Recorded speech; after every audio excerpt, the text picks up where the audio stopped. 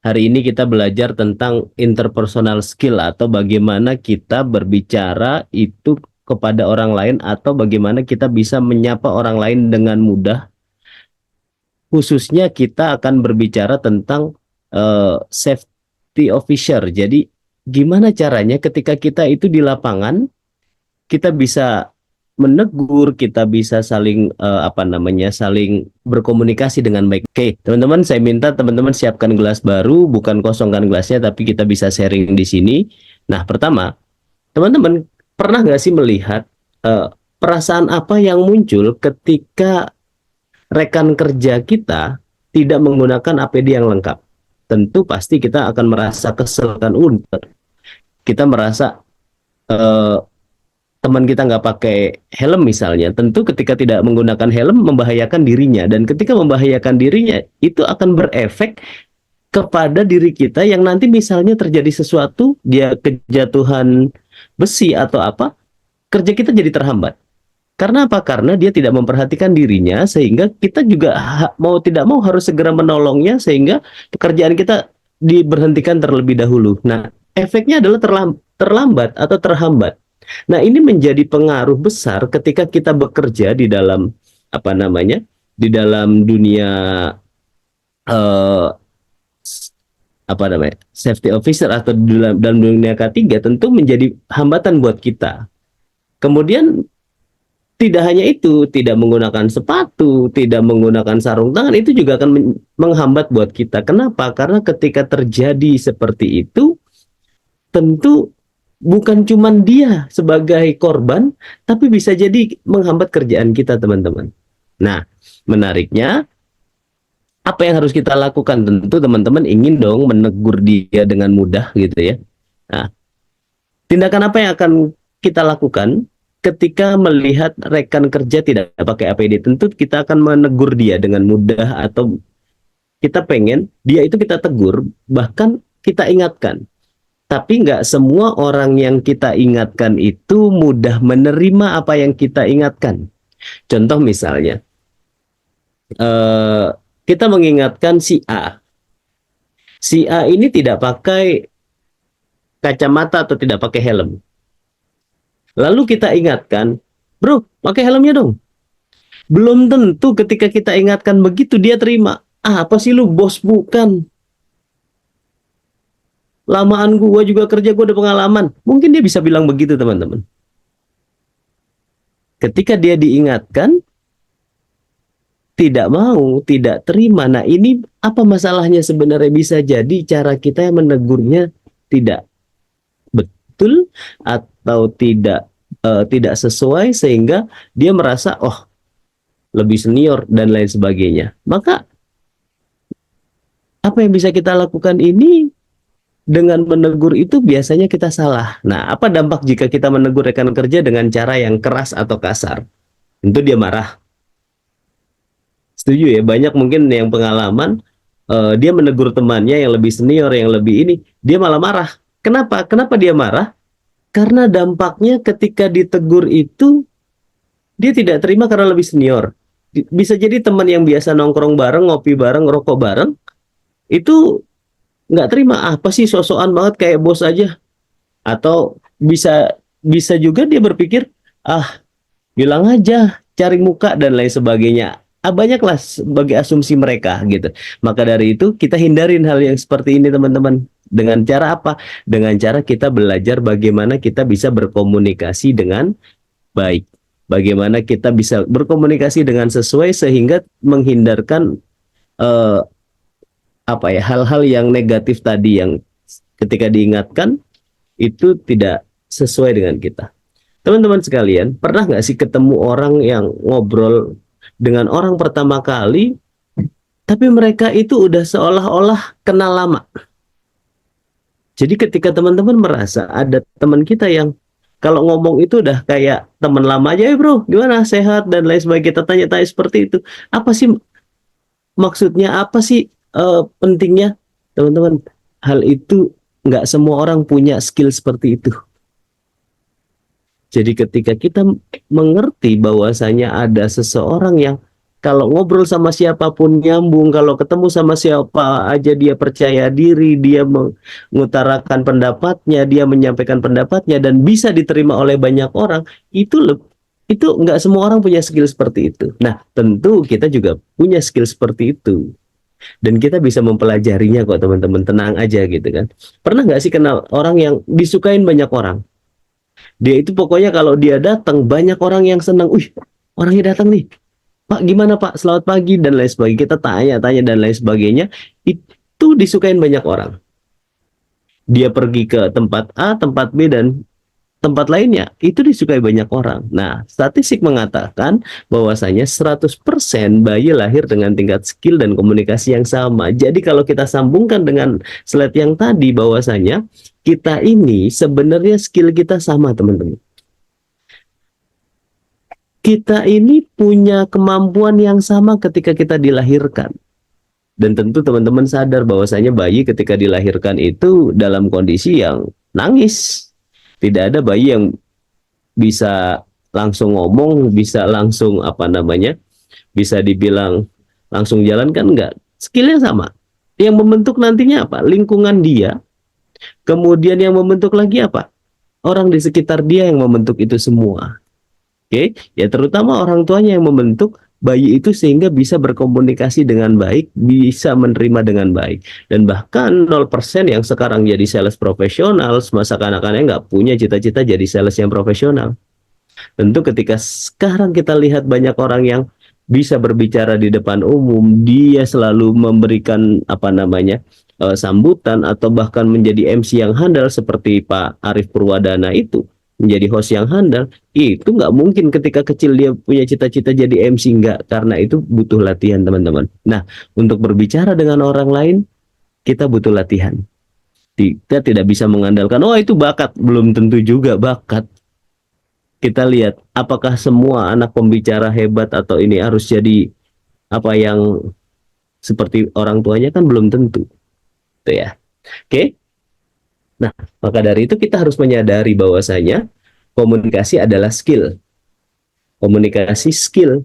Kenapa dibilang skill? Karena hal ini bisa dipelajari teman-teman.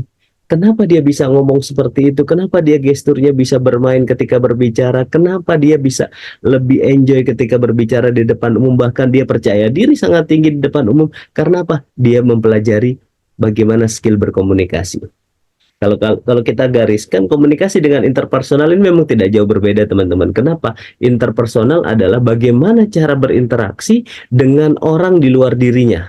Jadi ada dua hal yang mungkin kita sadari, ada intrapersonal dan interpersonal, sama-sama berkomunikasi, tapi kalau interpersonal bagaimana dia berkomunikasi dengan orang lain, tapi kalau intrapersonal bagaimana dia berkomunikasi dengan dirinya.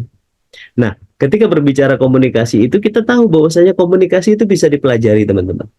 Ketika berbicara bisa dipelajari, dia belajar terus-terusan bagaimana dia berkomunikasi, bagaimana dia berinteraksi sehingga memunculkan kemampuan dia untuk interpersonal yang bagus.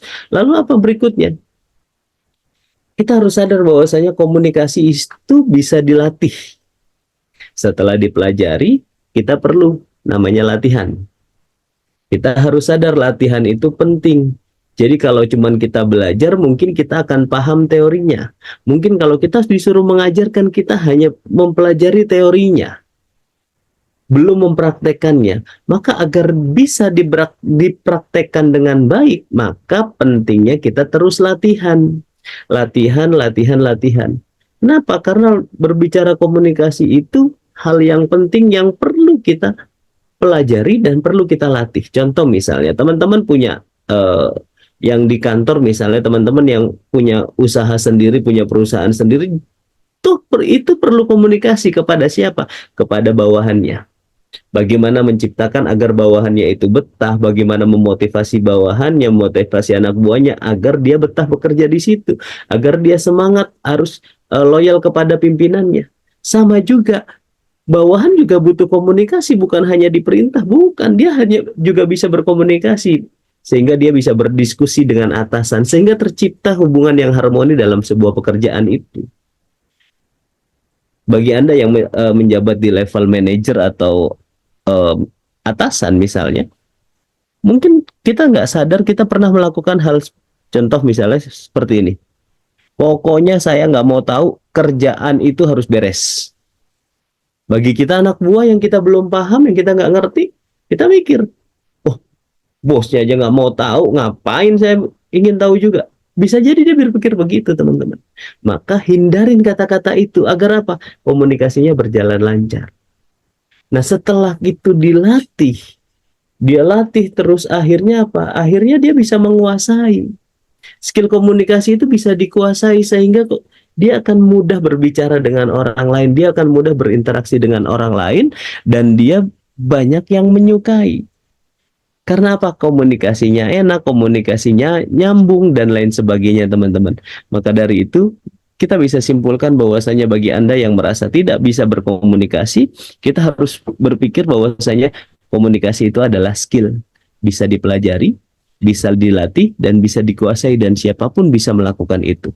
Maka dari itu, teman-teman, yuk mulai sekarang berpikir bahwasanya kita pasti bisa berkomunikasi dengan baik, sehingga kunci dari keberlangsungan pekerjaan kita, tugas kita di kantor kita masing-masing itu bisa berkomunikasi, baik itu dengan atasan atau dengan bawahan atau bahkan teman sepekerjaan kita. Jadi kita pelajari, kita latih, dan bisa dikuasai. Gimana caranya? Yuk pelan-pelan kita belajar. Oke. Nah, namun kalau kita sadar tadi, ada orang yang masih merasa dirinya itu tidak pinter ngomong. Wah, saya kan nggak jago ngomongnya kayak situ. Saya kan nggak jago ngomongnya kayak misalnya contoh tokoh gitu ya, saya nggak sebut nama dia nanti khawatir ini. Uh, kita nggak. Sebab apa? Karena kita tidak percaya diri, tidak confident, tidak fokus, tidak belief, tidak yakin gitu. Maka dari itu mulai sekarang, yuk sama-sama kita mulai fokus, mulai bangun kepercayaan diri untuk bisa berkomunikasi dengan baik. Lalu kita harus bisa yakin bahwasanya setiap orang bisa berkomunikasi. Kita harus bisa. Kenapa? Yang tadi kita kembali ke slide sebelumnya, bisa dipelajari, bisa dilatih, dan bisa dikuasai. Oke? Maka pentingnya apa? Komitmen untuk apa? Belajar. Nah, teman-teman, thank you yang sudah hadir hari ini. Ini bagian dari komitmen teman-teman semua. Komitmen teman-teman yang ingin bisa ngomong dengan baik, bisa berbicara dengan baik, bisa public speaking dengan baik. Ini kita belajar bagaimana kita berkomunikasi dengan baik, khususnya di pekerjaan kita, yaitu tentang K3 atau tentang safety officer. Agar apa? Ketika kita bekerja dengan baik, kita juga mengingatkan orang dengan baik, sehingga pekerjaan kita berjalan dengan lancar, pekerjaan selesai tuntas tanpa ada yang harus terkendala atau terhambat. Maka dari itu penting kita belajar komunikasi ini. Dan bahkan statistik mengatakan 100% orang itu pernah berhasil loh, teman-teman. Orang itu pernah berhasil untuk berkomunikasi atau meyakinkan orang lain. Bisa contoh misalnya kalau kita berbicara meyakinkan orang lain, tentu teman-teman ketika dulu di zaman sekolah mudah sekali meyakinkan orang tua, bayar uang sekolah atau uang field trip, uang apapun, uang kegiatan, sehingga orang tua kita yakin memberi kita untuk membayar itu. Bahkan kita pernah meyakinkan saudara-saudara kita, teman, mertua, pacar, istri, suami, dan lain sebagainya. Itu dalam berkomunikasi ada hal itu. Maka dari itu teman-teman, yakin bahwasanya kita bisa, dan kita harus bisa menyadari bahwasanya ini ada teorinya. Yang mana ketika berbicara ada teorinya, bisa dipelajari, bisa dilatih, dan bisa dikuasain. Oke, bahkan kalau kita bilang kita telah berhasil melakukan persuasi ini berkali-kali, bukan kepada orang tua, bukan kepada teman, tapi kepada banyak orang. Namun terkadang kita tidak sadar sehingga membuat kita tidak percaya diri bahwasanya kita yakin bisa berkomunikasi. Di dalam NLP ada sebuah presuposisi. Kalau saya belajar NLP, Neuro Linguistic Programming, itu ada sebuah presuposisi yang mengatakan we cannot not communicate it. Kita tidak bisa tidak berkomunikasi, teman-teman. Sekarang saya mau tanya, atau coba teman-teman berpikir bahwasannya teman-teman bisa melihat ada nggak pekerjaan yang eh, apa ya, kalau kita bilang pekerjaan yang bisa teman-teman lakukan sendiri? Kemungkinan besar tidak ada, teman-teman. Contoh misalnya, ketika kita makan, kita mungkin makan merasa kita makan sendiri. Tapi perlu diingat siapa yang memasaknya. Perlu diingat siapa yang menanam padinya.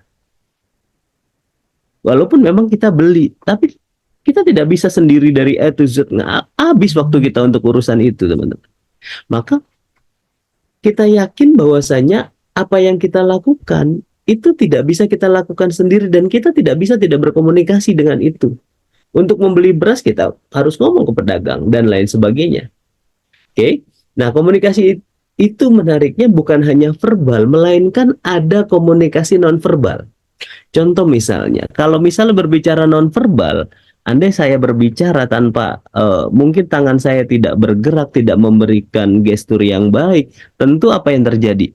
Teman-teman kurang paham jika saya gerakannya hanya monoton. Nah, maka dari itu butuh gerakan verbal. Bagaimana ekspresi wajah ini ketika berbicara?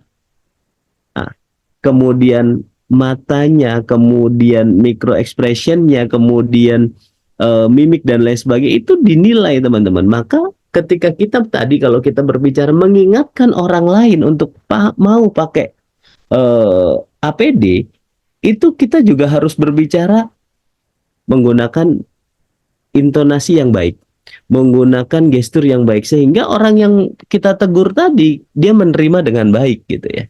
Nah, bahasa nonverbal menjelaskan sebagian besar pesan. Dan perlu diingat, ketika orang marah, memberikan ekspresi wajah yang marah, kemungkinan besar kita yakin dia marah. Tapi ketika dia marah, dia ngomong marah tapi sambil tertawa, gua marah nih, Nah, orang belum tentu percaya sama dia, teman-teman. Maka dari itu kita pelajari bahwasanya komunikasi itu ada verbal, ada yang menggunakan kata-kata yang harus keluar, dan ada juga yang nonverbal. Nonverbal itu yang gimana? Yang menggunakan di luar kata-kata, baik itu ekspresi, baik itu mimik, gestur, kemudian mata, dan lain sebagainya. Jadi kita bisa memahami itu dengan ekspresinya, teman-teman. Nah, maka dari itu, apa sih sebenarnya kalau kita berbicara komunikasi itu? Komunikasi adalah respon yang diterima sesuai dengan yang diinginkan. Jadi kalau misalnya kita bisa meminta orang untuk menggunakan APD, dan orang itu atau orang itu mengerjakan apa yang kita minta, berarti kita mendapatkan respon dari apa yang kita inginkan. Nah, itulah sebenarnya komunikasi yang berjalan. Namun ketika kita meminta orang itu menggunakan APD, contohnya, kemudian kita tidak tidak dihiraukan, sehingga tidak mendapatkan respon yang baik dari dia. Nah, berarti ada yang salah dengan komunikasi kita, teman-teman. Karena bisa jadi yang salah itu cara kita menyampaikan, atau bahkan pendekatan kita, atau bahkan kata-kata kita yang kurang tepat. Nah, maka respon yang diterima sesuai dengan yang kita inginkan. Lalu apa sih sebenarnya komunikasi itu? Komunikasi adalah suatu proses penyampaian informasi, pesan, atau ide, atau gagasan dari satu pihak kepada pihak lain agar terjadi saling mempengaruhi di antara keduanya. Jadi ada dua sisi yang berbeda yang saling bisa berkomunikasi, menyampaikan ide antara orang yang memberi pesan dan yang menerima pesan. Nah, komunikasi adalah memberi dan menerima makna-makna. Nah, ini hal yang penting dalam berkomunikasi. Kita memahami, menyadari adanya 3V dalam komunikasi. 3V dalam komunikasi. Yang pertama adalah verbal. Verbal itu apa? Verbal itu kata-kata. Ketika kita berbicara tanpa ada intonasi yang mempengaruhi, tanpa ada cepat atau kelambatan dalam berbicara dan bahkan tidak ada gestur, itu mungkin kata-kata itu menjadi biasa aja. Kenapa? Karena kata-kata itu di dalam otak kita, responnya kita hanya mendapatkan respon 7%, teman-teman. Kita hanya mendapatkan 7% ketika kita berbicaranya di dalam otak kita hanya kata-kata. Kenapa kok hanya mendapatkan 7%? Karena tidak ada gesturnya, tidak ada intonasinya, tidak ada suara yang meyakinkan. Kalau kita ngomong biasa nih seperti ini, saya marah nih kalau kayak gini nih. Nah, belum tentu orang yakin. Tapi kalau, saya marah nih kalau gitu. Itu bisa berbeda maknanya. Dan orang akan meresponnya juga berbeda. Lalu ada istilah vokal. Vokal itu 38%.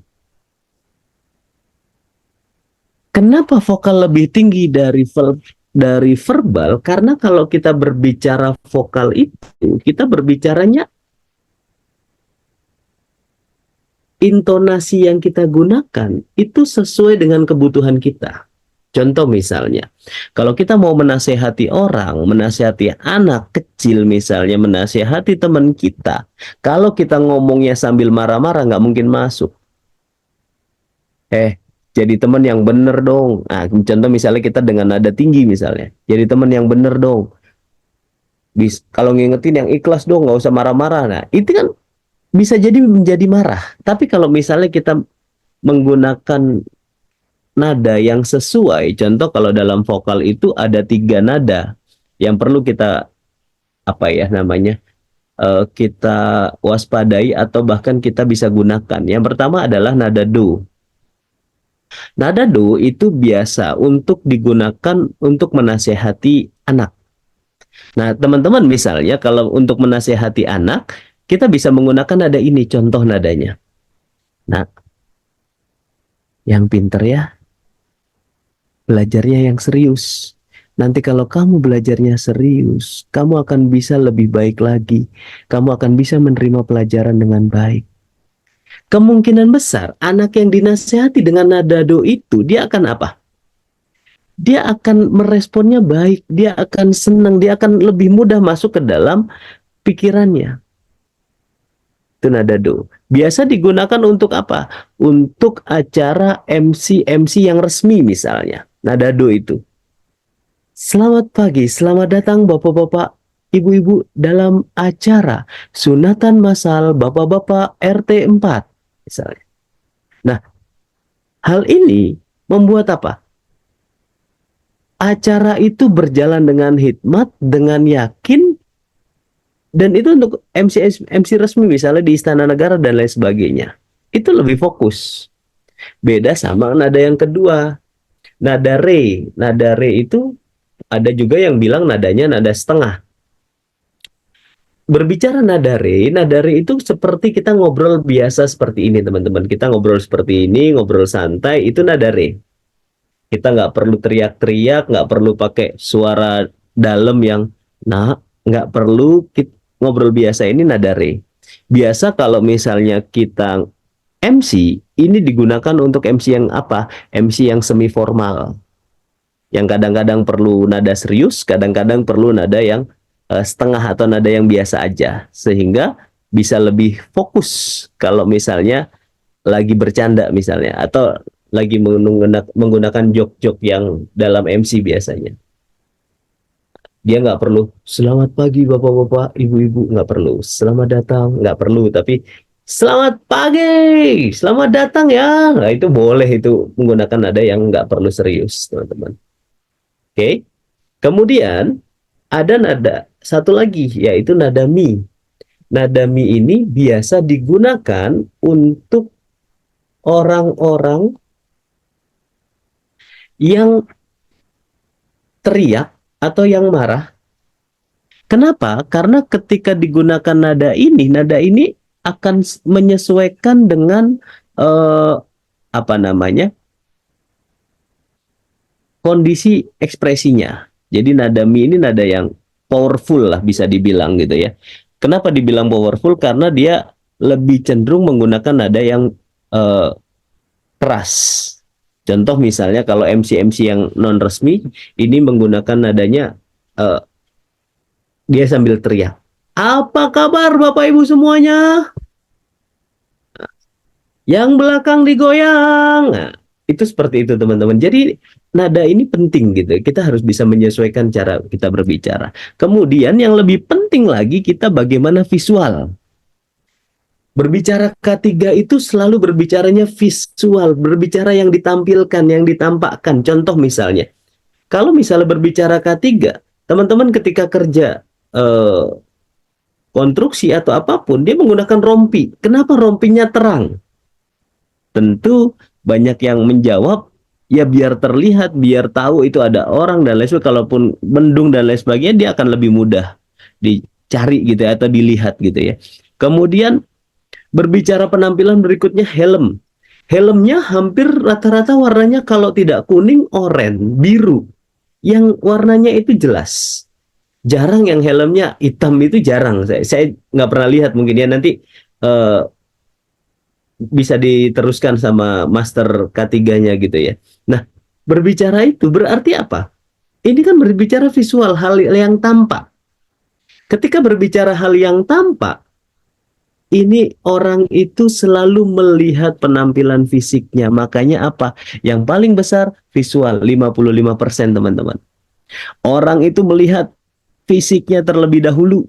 Orang itu melihat bajunya terlebih dahulu. Orang itu melihat penampilannya dulu. Itu yang perlu kita garis bawahi, berarti verbalnya 7%, vokalnya 38%, dan visualnya 55%. Maka dari itu, kita harus bisa menunjukkan sebelum kita ngomong, sebelum kita menegur orang, kita dulu harus rapi, harus tampil rapi, harus tampil apa namanya, menggunakan perlengkapan yang lengkap agar apa? Agar kita bisa dilihat bahwasanya kita rapih. Kita bisa dilihat bahwasanya kita sesuai dengan uh, prosedur K3. Jadi sebelum kita tegur orang, kita dulu nih pakai helm, pakai kacamata, pakai sarung tangan, pakai rompi, pakai sepatu yang safety dan lain sebagainya. Kita harus bisa memperlihatkan itu dulu. Nah, karena visual itu penting teman-teman. Contoh, ketika ditampilkan gambar ini, tentu dalam otak kita serem ya, bisa jadi ya. Tapi kalau ditampilkan dengan gambar yang berikutnya, oh ternyata dokter. Ketika dia menggunakan baju yang seperti ini, pakaian yang seperti ini, dia menolong kita, tentu kita akan merasa, ah jangan, saya nggak percaya Bapak dokter. Tapi ketika dia menggunakan seragamnya, tentu apa yang terjadi dalam pikiran kita, kita akan mempercayai itu. Maka dari itu, kita harus bisa membuat orang itu percaya dengan kita melalui apa? Penampilan terlebih dahulu. Jadi apalagi teman-teman kalau misalnya teman-teman kerja di bidang K3 nih, kemudian teman-teman pakai jaket yang tadi dipakai Kak Cik Deni sama Pak Arif tuh. Itu keren sekali gitu. Ada logo K3-nya, ada tulisan media tamanya. Membuat orang itu semakin yakin bahwasanya kita itu bekerja di K3 itu sesuai dengan bidang kita, sesuai dengan passion yang kita cintai gitu. Jadi orang semakin percaya kalau kita bekerja di situ. Nah, maka dari itu yang mau order silakan, tadi sudah dikasih tahu ordernya di Tokopedia gitu ya. Baik, saya lanjut nih, teman-teman. Nah, maka ketika melihat dua gambar ini, kita akan beralih kepada apa? Persepsi. Kita hanya dibuat persepsi kita. Kita hanya dimainkan persepsi kita. Contoh misalnya, contoh misalnya di saat ini kita sama-sama tahu jelang Pilpres 2024, jelang pemilu 2024, tentu persepsi kita selalu dimainkan. Ada yang menilai 01 seperti ini, dipersepsikan dengan bla bla bla bla blanya. Yang 02 begini dipersepsikan dengan apapun yang itu, 03 pun begini. Itu persepsi teman-teman. Realitanya gimana? Realitanya mereka belum tentu mereka bermusuhan teman-teman. Mereka pasca debat aja bisa salaman. Kita nggak tahu mereka ngopi bareng-bareng, mereka bisa pesta bareng-bareng, para paslon itu. Tapi kita yang di bawah dipersepsikan seolah-olah si si 01 begini, 02 begini, 03 begini. Dan kita di bawah berperang tuh. Bahkan ada yang rela memblokir gara-gara saya blokir dulu ya sementara sampai pilpres selesai. Saya nggak mau lihat postingan kamu karena beda pilihan. Ada yang seperti itu. Kenapa? Karena persepsi, teman. Maka dari itu kita harus waspada juga dengan yang namanya persepsi. Kenapa? Karena dengan persepsi kita yang salah akan menimbulkan efek berikutnya juga salah. Oke, lalu persepsi apa? Persepsi adalah sebuah proses saat individu mengatur dan menginterpretasikan kesan-kesan sensoris mereka guna memberikan arti bagi lingkungan mereka. Jadi dia hanya memberikan kesan. Maksudnya apa? Contoh misalnya, saya lihat si paslon 01 bagi saya dia mau begini karena efek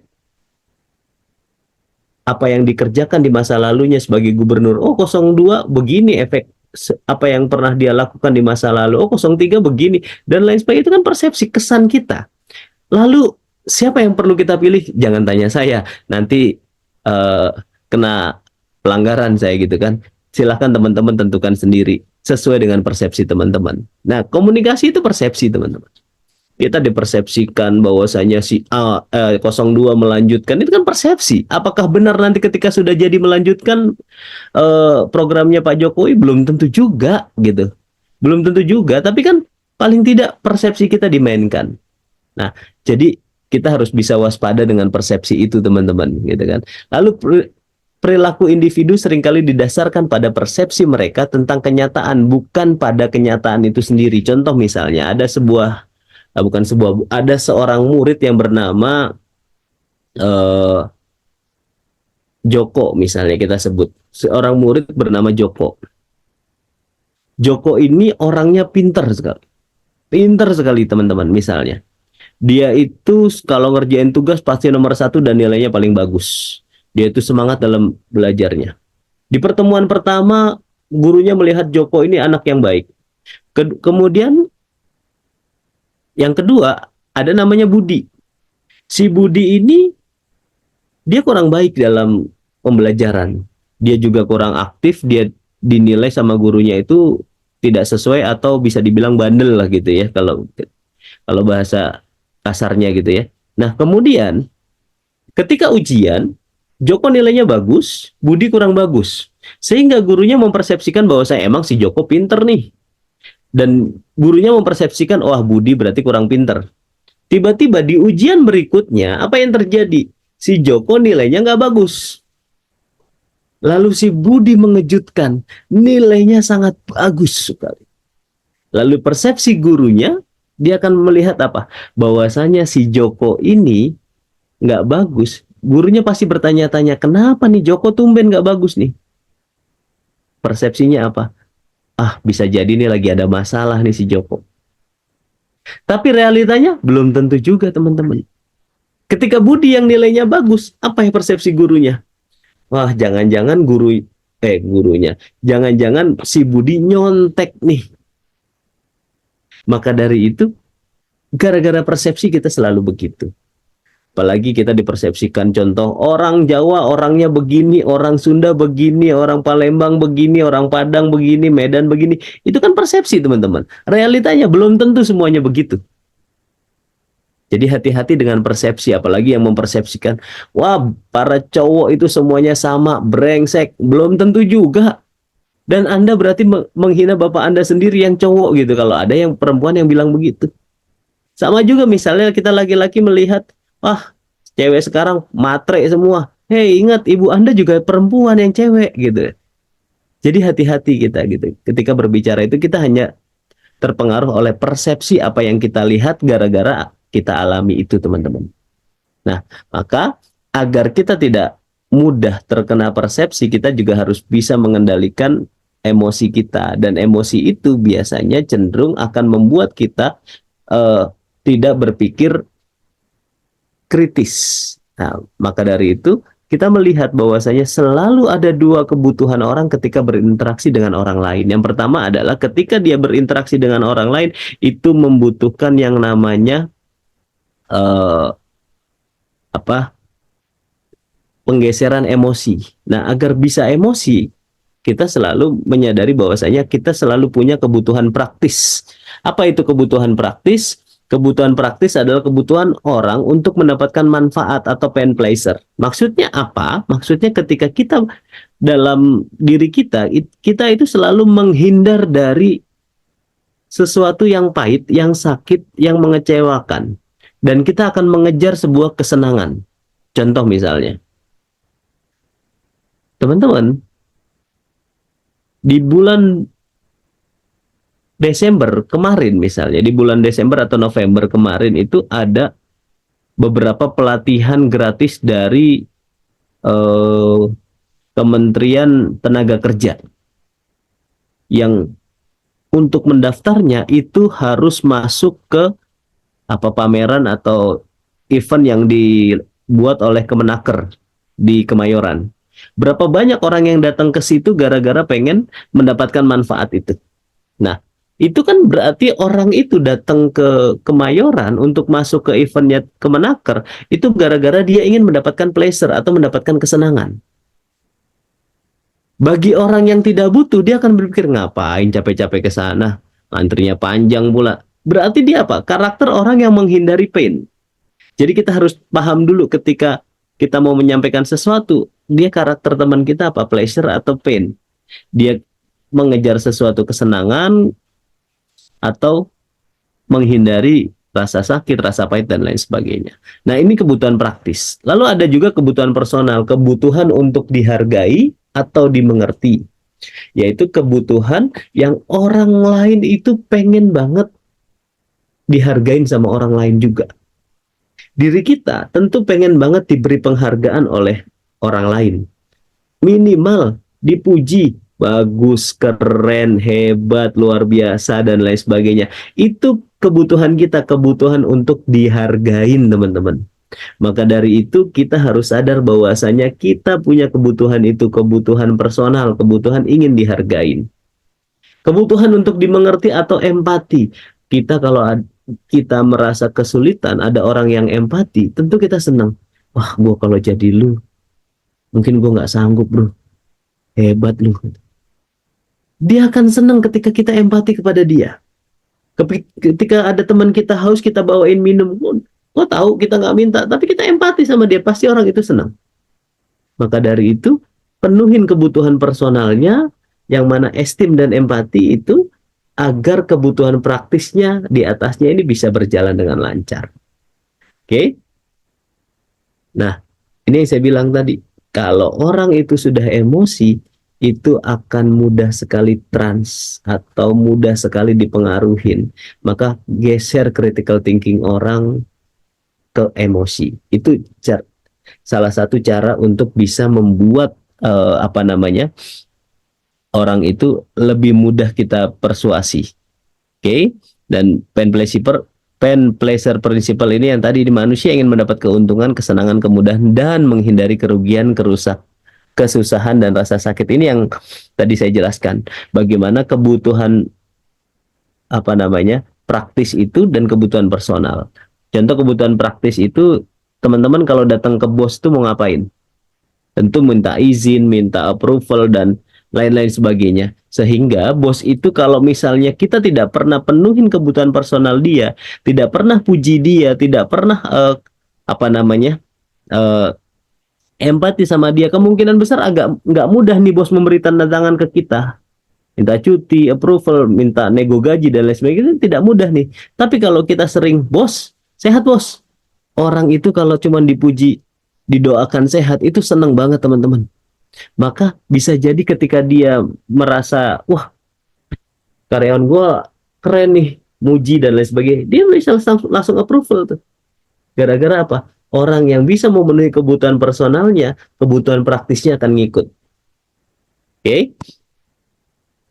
Nah, apalagi rumusnya, seorang menyukai mereka yang menyukainya lebih dulu. Contoh nih teman-teman gini, kita akan cenderung suka dengan orang yang antusias atau yang suka dengan kita terlebih dahulu. Kita melihat misalnya orang itu udah yakin sama kita, kita akan kemungkinan besar kita ikut yakin dengan dia. Maka samakan dulu, sukain dulu, biar apa? Biar sama-sama suka. Ini bagian dari rumusnya. Jadi kita terlihat antusias dulu di depan teman kita. Dan seorang menyukai orang yang mereka persepsikan sama dengan dirinya. Contoh misalnya, teman-teman kalau misalnya ada yang pernah ke Singapura, kemudian ke Singapura aja lah yang deket ya gitu. Atau kalau yang jauh misalnya sama-sama orang Indonesia, ketika ketemu, apa yang terjadi? Tentu kita akan senang kan. Wah, sama-sama Indonesia ya. Apalagi dalam kondisi itu kita nyasar. Atau bahkan dalam kondisi itu kita nggak punya duit atau kita nggak pegang duit. Apa yang terjadi? Tentu kita akan senang dengan hal itu. Maka orang itu paling suka kalau disamakan. Jadi kalau ketemu lawan jenis, itu tinggal bilang, makan kesukaannya apa? Dia bilang bakso, oh sama dong, saya juga bakso. Yuk kita besok makan bakso bareng-bareng yang enak. Itu bisa jadi membuat teman atau lawan jenis kita suka dengan kita, teman-teman. Oke? Nah, ini rahasianya esteem, empati, pen pleasure, dan ego first. Kita yang harus memulai, kita yang harus terlihat antusias. Jadi, bagaimana kita berkomunikasi itu kita bisa saling menghargai, kita bisa saling empati, kita harus bisa mengetahui kondisi atau cara memotivasi orang, baik itu pain atau pleasure. Orang itu lebih cenderung berpikirnya sering ke pain atau menghindari rasa sakit, atau dia mengejar kesenangan. Nah, yang lebih penting adalah I go first. Kita yang memulai, teman-teman. Nggak perlu nunggu orang lain, nggak perlu banyak uh, banyak nunggu perintah dari luar, tapi kita harus bisa memulainya. Kita harus bisa I go first. Kenapa? Karena ketika kita berbicara kita I go first, kita yang memulai, bukan dari orang lain. Dan sumber motivasinya dari dalam diri kita, bukan dari orang lain yang kita mempengaruhinya. Maka dari itu, agar bisa menjalankan komunikasi interpersonal lebih baik lagi, maka penting bagi kita untuk membangun yang namanya rapport building. Rapport itu membangun kedekatan, teman-teman. Rapport building itu membangun keakraban, keselarasan, dan penolakan terjadi karena kurangnya rapport. Bagi teman-teman yang bekerja di dunia selling atau sales, dia harus membangun keakraban terlebih dahulu. Dia harus laras, harus sama dulu cara berpikirnya, setuju dengan customer, sehingga dia akan mudah. Kalau misalnya kita tidak mudah membangun sebuah hubungan atau membangun kedekatan, maka bisa jadi karena kita tidak sesuai. Oke, rapport building itu ada dua, yaitu matching dan mirroring. Contoh misalnya kalau kita matching itu, kita bisa menyamakan cara berbicaranya. Kalau mirroring itu bagaimana kita bisa menyamakan gerakannya. Ketika duduk, dia duduknya begini, kita bisa ikutin, kita ikut duduk begini, tapi dengan subtle atau dengan tidak ketahuan. Jangan dia berubah langsung kita berubah, enggak, kita pelan-pelan. Oh gitu ya. Nah, kita bisa ikut seperti itu.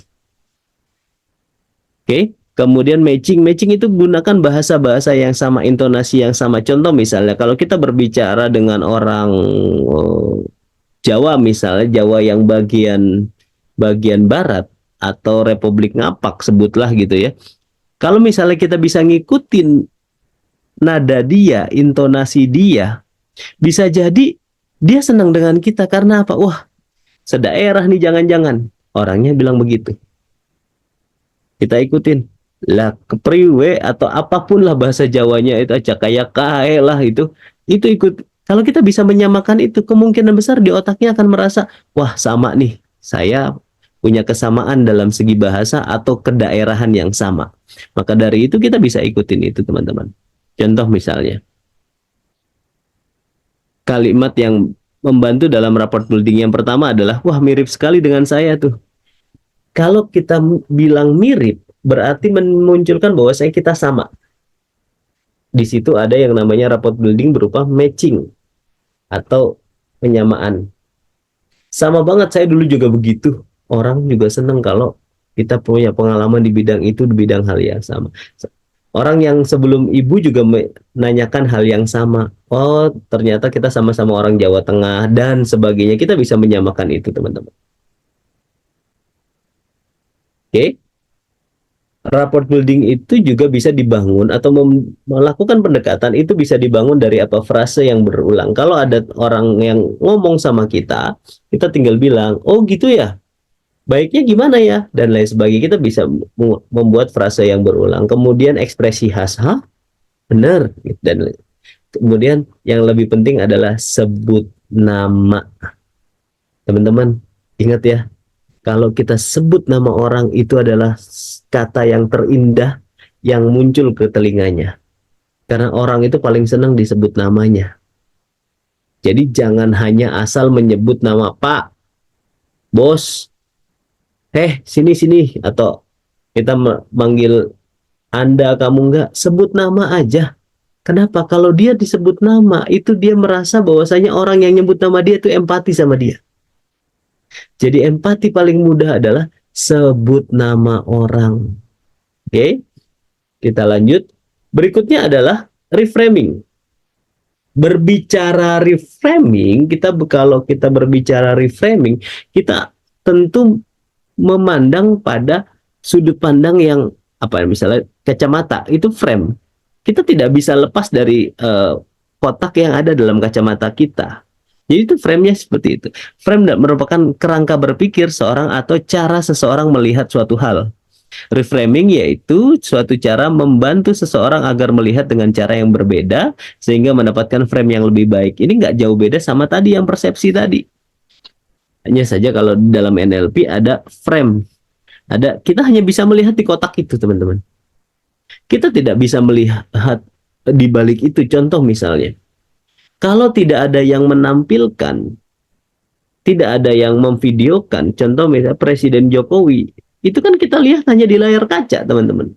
Selain ada yang memvideokan di balik itu bagaimana dia bermain sama John Etes, bagaimana Presiden itu apa namanya melakukan hal-hal yang ngobrol sama anak, ya kalau tidak ada yang video kan kita tidak akan tahu di balik itu. Kita hanya sebatas frame yang ditampilkan di layar televisi misalnya, sebatas bagaimana Jokowi kunjungan dan lain sebagainya, itu hanya sebatas itu.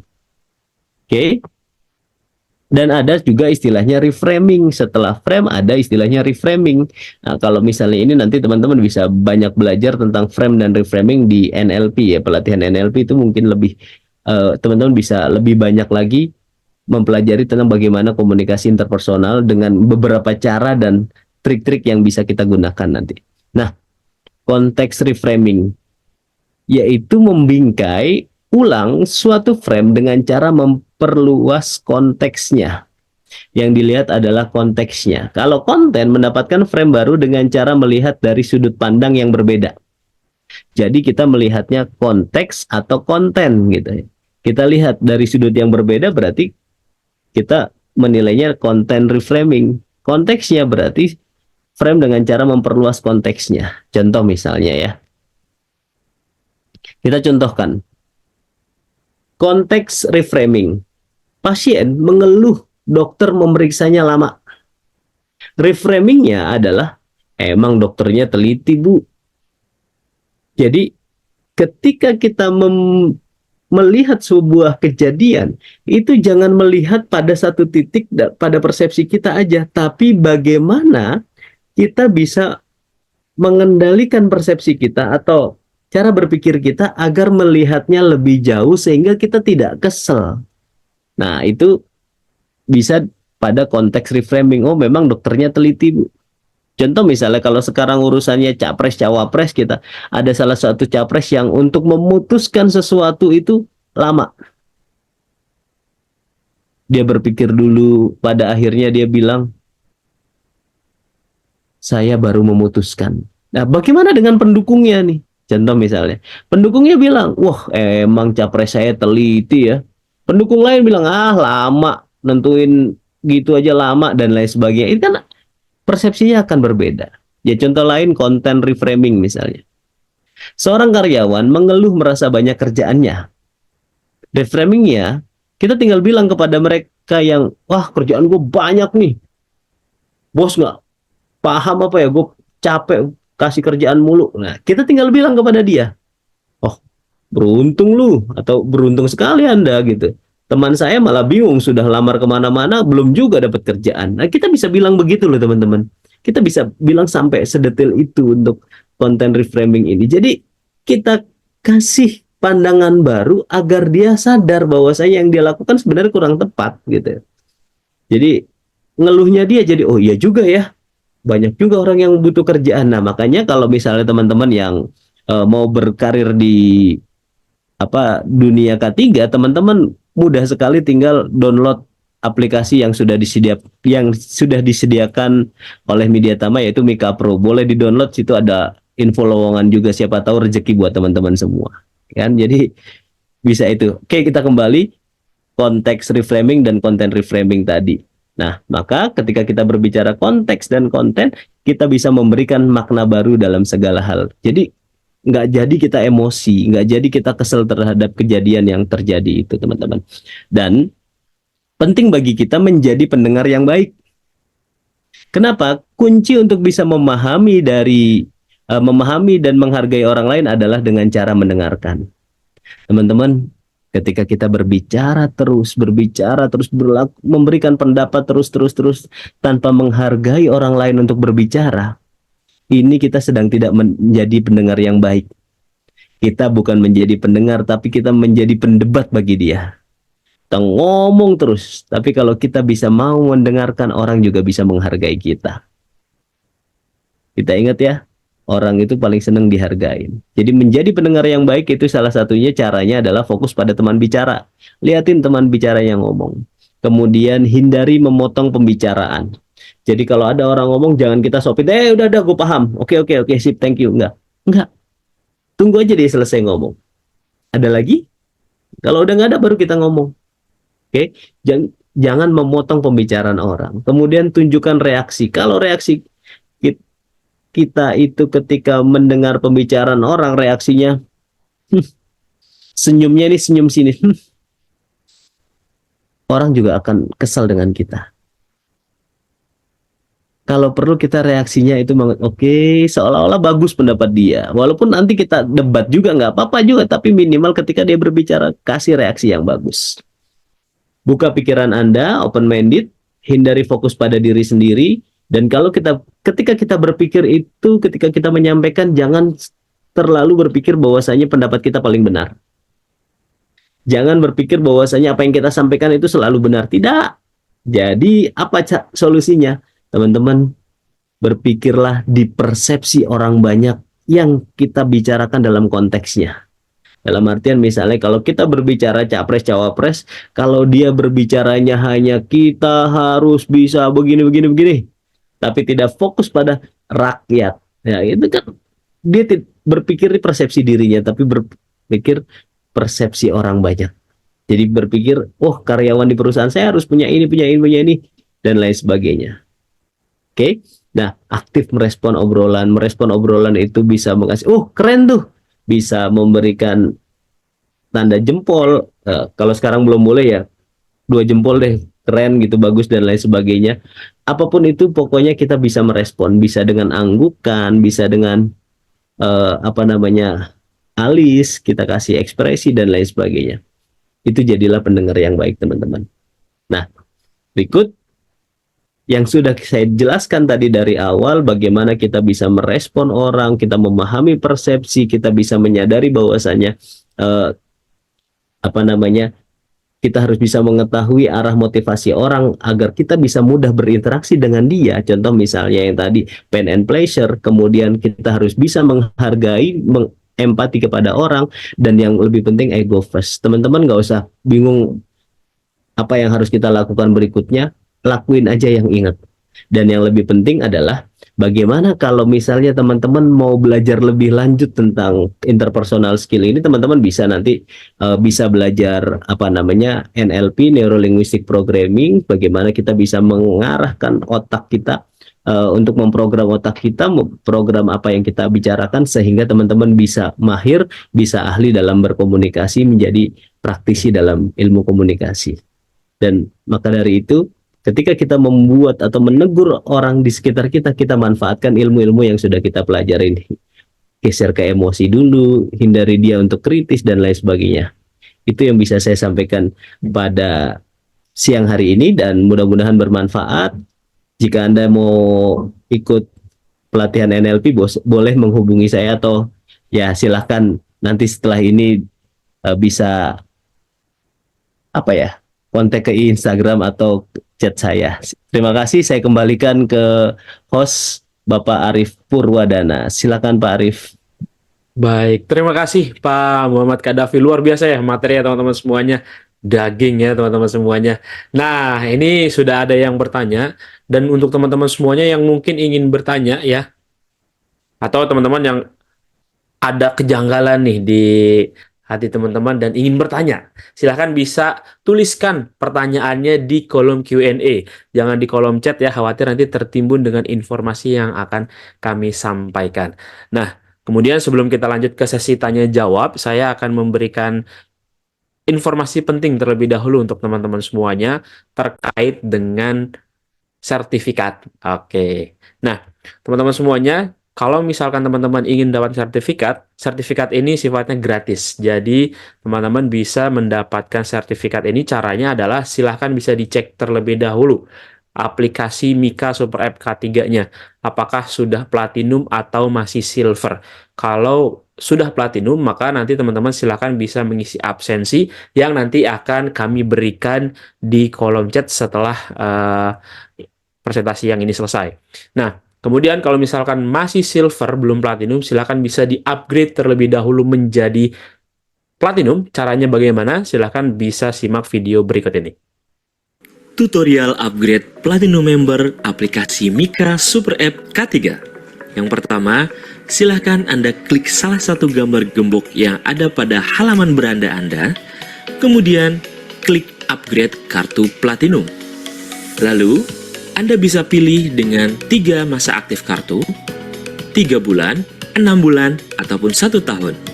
Setelah itu, klik upgrade sekarang. Kemudian Anda bisa pilih metode pembayaran melalui virtual account atau juga e-wallet. Setelah itu, klik bayar. Kemudian, silahkan salin rekening virtual Anda dan lakukan transfer berdasarkan nominal yang telah tersedia pada aplikasi. Dan khusus Anda yang menggunakan Mandiri, silahkan Anda pilih pihak ketiga, yaitu Sendit 88908, sesuai dengan 5 angka yang ada di depan rekening virtual Anda. Setelah Anda transfer, silahkan Anda buka kembali aplikasi Mika Super App K3, lalu refresh kembali aplikasi Anda. Setelah itu, Anda bisa klik nama Anda, lalu akan muncul Member Card Platinum. Oke, nah itu tadi ya cara untuk upgrade menjadi platinum. Tapi teman-teman pastikan sudah platinum atau belum. Kalau untuk user baru gratis 3 bulan masa aktif platinum. Nah, kemudian jangan lupa juga untuk subscribe channel YouTube-nya Kak Cideni, karena untuk rekaman webinar kolega juga akan kita tayangkan di channel YouTube-nya Kak Cideni. Jangan lupa klik tombol loncengnya supaya nggak ketinggalan video-video terbaru dari Kak Cideni. Dan di sini juga ada video-video tentang K3 lainnya ya. Oke, nah kemudian ada apa saja promo-promo menariknya dan juga informasi lainnya, silahkan Pak Denny. Oke, terima kasih Pak Arif. Nah, bagi teman-teman semua yang punya SKP dan lisensi ahli K3 umum, ya teman-teman pastikan itu tidak expired ya. Tapi kalau udah habis, silakan untuk diperpanjang. Atau kalau mau mutasi, pindah perusahaan juga wajib diperpanjang. Termasuk juga kalau punya lisensi K3 ya, teman-teman semua seperti Damkar Kelas D, SPV Perancat, Teknisi Listrik, dan lain sebagainya. Nah, yang ini kita juga bisa membantu teman-teman semua untuk memperpanjang. Pastikan tidak expired lebih dari 1 tahun. Kenapa? Kalau lebih dari setahun, bahasanya bukan perpanjang, tapi refreshment. Harus praktek lagi, harus ujian lagi. Repot tuh. Nah, kalau teman-teman semua mau belajar ilmu K3 lebih dalam lagi, teman-teman bisa ikut ahli K3 umum di tanggal 1 sampai dengan 6 Maret ya, karena yang Februari sudah sold out ya, teman-teman semua ya. Sayang banget nih, silakan ini kelas sebelum Lebaran atau sebelum puasa, ini kelas yang terakhir nih, teman-teman ya. Oke, ini juga yang kalau tadi yang tatap muka ya. Nah, kalau yang ini ya, yang ini tatap muka, kalau tadi yang online. Teman-teman bisa juga ikut yang tatap muka ini di bulan tanggal 26 ya, 26 Februari sampai dengan 9 Maret. Nah, ini yang tatap muka masih ada nih slotnya ya, teman-teman semua ya. Silakan daftar. Tapi kalau teman-teman pendidikannya SMA atau SMK, bisa teman-teman ikut yang versinya BNSP. Nah, kalau sudah training AK3 umum, teman-teman lanjutin ke training auditor SMK 3 Kemnaker, karena syarat ikut training auditor harus sudah ahli K3 umum ya, dan ini trainingnya 6 hari nih. Nah, ini juga teman-teman semua, untuk lebih efisien dalam mengukur lingkungan kerja, teman-teman harus punya value tambahan sebagai orang ahli K3. Teman-teman bisa ikut yang ahli K3 muda lingkungan kerja. Nah, di sini dapat 2 sertifikasi ya teman-teman semua ya. Sertifikatnya dari BNSP, Hygiene Industri Muda, dan SKP dan lisensinya ahli K3 lingkungan kerja melalui Kemenaker. Nah, kalau teman-teman teman-temannya SMA, SMK, sorry, yang SMK keteknikan, teman-teman bisa ikut yang teknisi K3 listrik ya.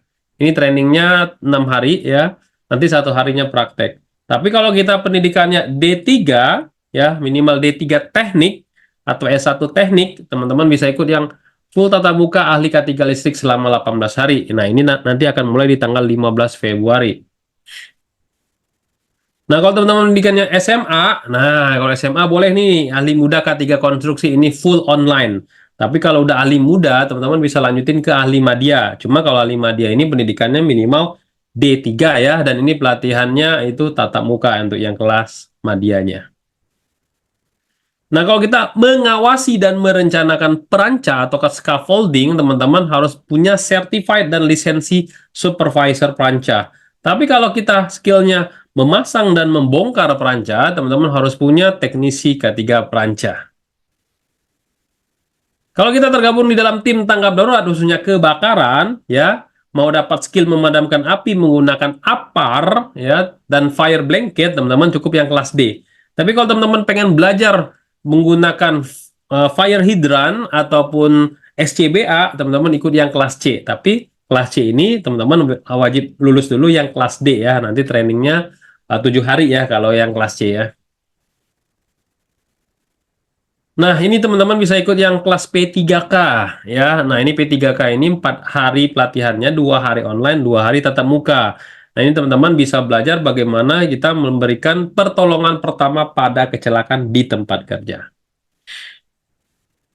Nah, kalau kita bekerja di ketinggian, masih di atas scaffolding, teman-teman ikut yang TKBT kelas 2. Tapi kalau kita sudah kerja di ketinggian dengan bergelantungan akses tali, ya, nah teman-teman bisa ikut yang TKPK 1. Nah, biasanya kalau TKBT itu untuk pekerjaan konstruksi, ya, konstruksi gedung. Tapi kalau TKPK ini biasanya konstruksi-konstruksi seperti tower, atau teman-teman yang kerja di outsourcing seperti membersihkan kaca atau berdiri di atas gondola. Nah, itu teman-teman wajib punya TKPK 1 ya.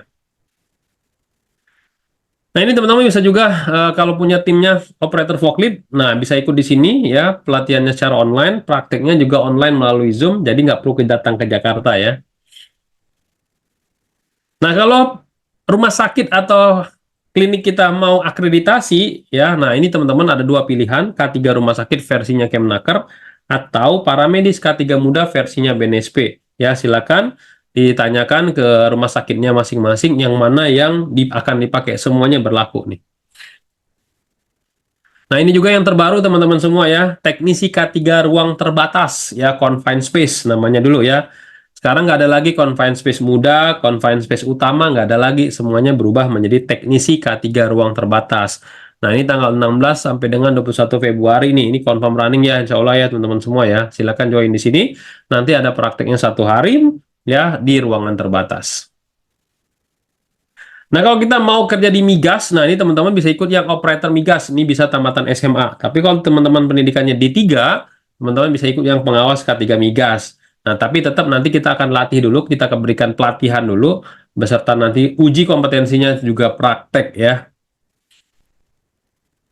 Nah, kalau teman-teman semua sertifikasi SMK 3 untuk perusahaan pasti diwajibin nih, yang namanya petugas insiden investigasi. Nah, ini bagaimana kita menginvestigasi kecelakaan, teman-teman harus dibekali skill dulu. Ya, nah ini skills ini sertifikatnya dari BNSP.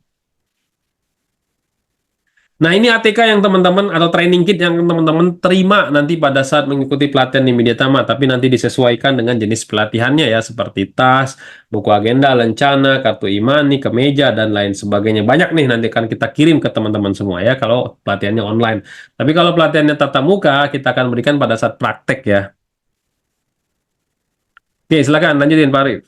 Oke, baik. Nah, untuk teman-teman semuanya yang mungkin kalau ketinggalan nih di webinar kolega dan tetap ingin mendapatkan sertifikat, jangan khawatir teman-teman, silahkan bisa kunjungi website milea.app. Nanti teman-teman bisa belajar melalui e-course yang ada di Milea. Contoh untuk webinar setiap hari Sabtu juga kita akan tayangkan di website Milea.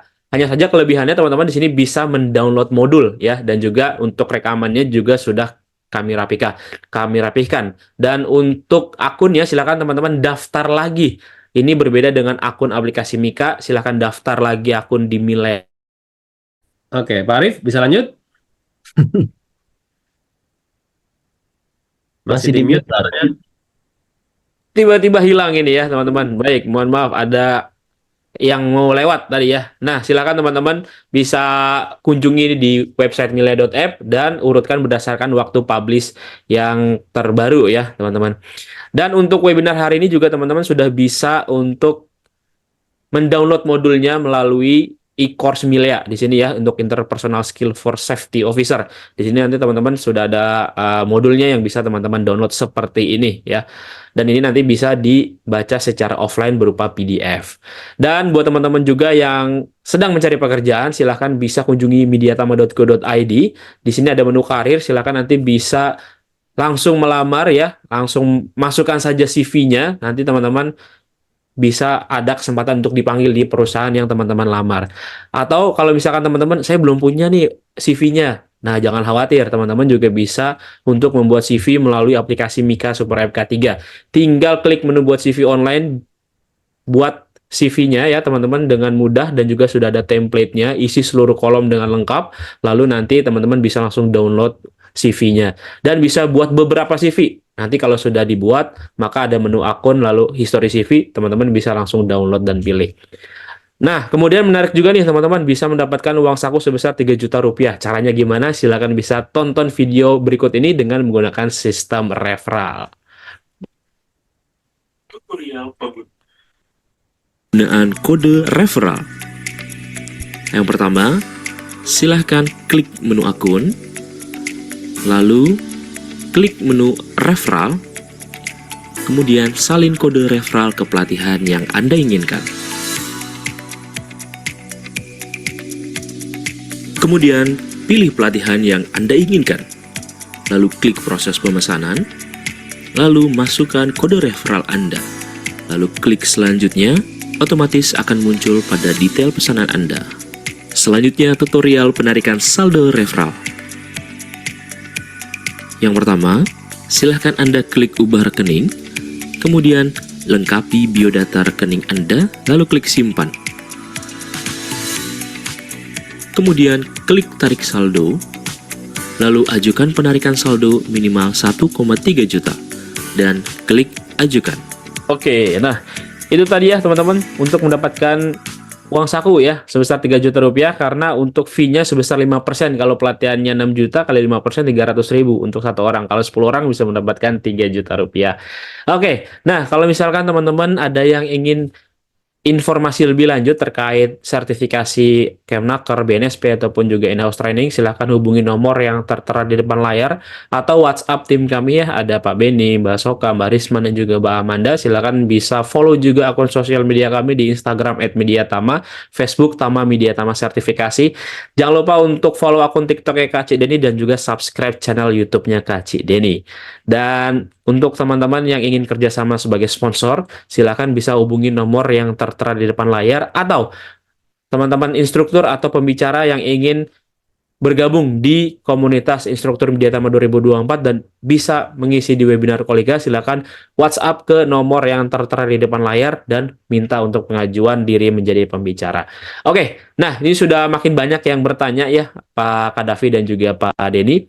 Silakan untuk pertanyaannya bisa dijawab satu persatu. Oke, kita jawab nih pertanyaan dari Pak Hendra Purnama Putra. Jadi teman-teman kalau ada pertanyaan silakan diklik tombol Q&A ya yang ada di layarnya. Kata Pak Hendra, komunikasi itu kan katanya dua arah. Terus kalau lawan bicara itu pasif itu gimana tuh Pak? Silakan. Oke, baik. Terima kasih Pak Hendra pertanyaannya. Terima kasih Kak Cideni. Nah, gini Pak Hendra, saya juga bingung nih kalau ditanya komunikasi dua arah. Kalau yang lawannya pasif gimana? kita komunikasi dengan siapa dulu? Kalau dia dengan manusia, tentu dia ada yang salah nih dalam komunikasinya. Kenapa saya bilang ada yang salah? Karena ketika kita berbicara komunikasi, kemudian teman bicara kita tidak tertarik dengan gaya kita, dengan cara kita, berarti kita garis bawain. Yang salah bukan dia yang tidak merespon, tapi cara kita yang salah. Kenapa kok bisa membuat dia tidak tertarik? Simpelnya contoh misalnya, kita harus tahu dulu. Contoh misalnya anggap saja saat ini banyak orang berpacaran atau bukan berpacaran ya, suka sama orang tapi istilahnya bertepuk sebelah tangan katanya. Nah, sebenarnya saya Pak Arif nih yang lebih jago urusan cinta sebenarnya, tapi saya jawab deh gitu ya. Kalau misalnya ada cinta yang bertepuk sebelah tangan begitu gara-gara komunikasi nggak tepat, salahkan diri kita. Kenapa? Kita nggak mau explore tentang apa sih kemauannya, kesukaannya, kemudian apa sih cara dia menyalurkan bakat hobinya dan lain sebagainya. Kita harus explore itu sehingga orang itu akan antusias ketika kita tanyakan tentang hobinya. Beda lagi kalau misalnya kita memaksakan, kalau urusan tadi urusannya berpacaran, kalau misalnya kita contohkan ya, berpacaran kalau dia sudah tidak suka ya sudah nggak usah dipaksa Pak Hendra misalnya gitu ya. Ya kalau ini cari orang yang lain kalau memang itu konteksnya percintaan ya. Kenapa? Karena Pak Hendra misalnya sering-seringlah ikut pelatihan di Media Tama yang nanti di situ ada apa namanya asisten instrukturnya juga yang cantik-cantik atau peserta yang cantik-cantik sehingga bisa berkomunikasi dengan baik dapat pasangan baru. Itu makanya yuk daftar segera pelatihan K3 di Media Tama. Gitu sih solusi saya Pak Denny gitu ya. Oke, jadi kita kembalikan lagi ke diri kita bagaimana ya orang yang kita ajak bicara itu bisa merespon apa yang kita infokan ya. Gitu ya teman-teman semua ya. Oke, berikutnya bagaimana menegur manajer atau leader yang unsafe dan tidak bijak dalam K3. Nah, ini teknik ngomong nih sama atasan atau leader kita supaya leader kita mendengar apa yang kita infokan. Silakan Pak Kadafi. Jadi kalau misalnya kita menegur atasan memang bukan wewenang kita. Karena kita dari bawah nih, tapi kita bisa berkomunikasi dengan baik. Kita bisa sambil bertanya nih. Kita komunikasi persuasinya bisa sambil bertanya, Pak, menurut Bapak penting nggak sih Pak kita pakai helm itu Pak? Dia akan jawab, penting lah, biar aman. Bisa jadi dia akan jawab apapun jawaban dia. Kita harus mempersiapkan pertanyaan dari jawaban dia. Oh, kalau penting berarti harusnya kalau kita kerja di bidang K3 wajib dong Pak disediain helm sama perusahaan. Harusnya ya, kita akan menggunakan itu. Jadi teman-teman bisa tanya sebenarnya dengan cara yang sopan. Ingat ya, dengan cara yang sopan. Kalau kita langsung tegur, Pak, gimana sih Bapak aja nggak pakai helm? Ya, itu salah. Nanti dia marah. Jadi ingat, kebutuhan orang itu ada dua. Yang pertama ingin dihargai dan ingin dimengerti. Maka pertama empati dulu. Yang mengerti dulu. Oh, Pak, kondisinya sekarang gini-gini. Kita harus empati sama dia. Kemudian kita bisa, keren sih Bapak udah begini-gini, kita hargain, kita kasih pujian dia. Kemudian yang berikutnya barulah kita masuk, Pak saya mau tanya nih Pak. Nah tadi masuk ke pertanyaan dengan etika yang sopan tadi. Kemudian kita masuk melalui pertanyaan dengan berpura-pura kita bukan menegur langsung karena dia atasan kita, yang ada dia marah. Maka kita tanya dengan kita tegur dengan sebuah pertanyaan yang mana pertanyaan itu akan mengarah ke jawaban yang harusnya dia lakukan. Oh ini penting karena ini. Oh berarti penting ya Pak. Kalau penting harusnya perusahaan kita harus ini. Iya harusnya gini-gini.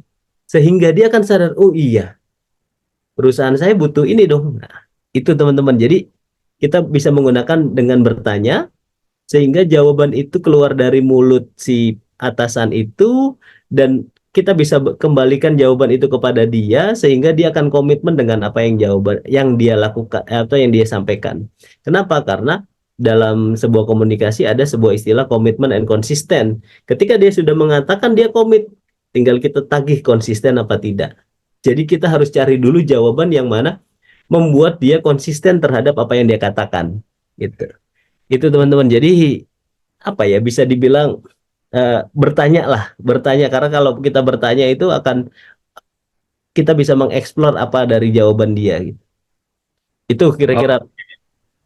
gitu ya Pak Sukriyadi ya, menegur dengan cara metode bertanya dan mengajak ke diskusi sama atasan.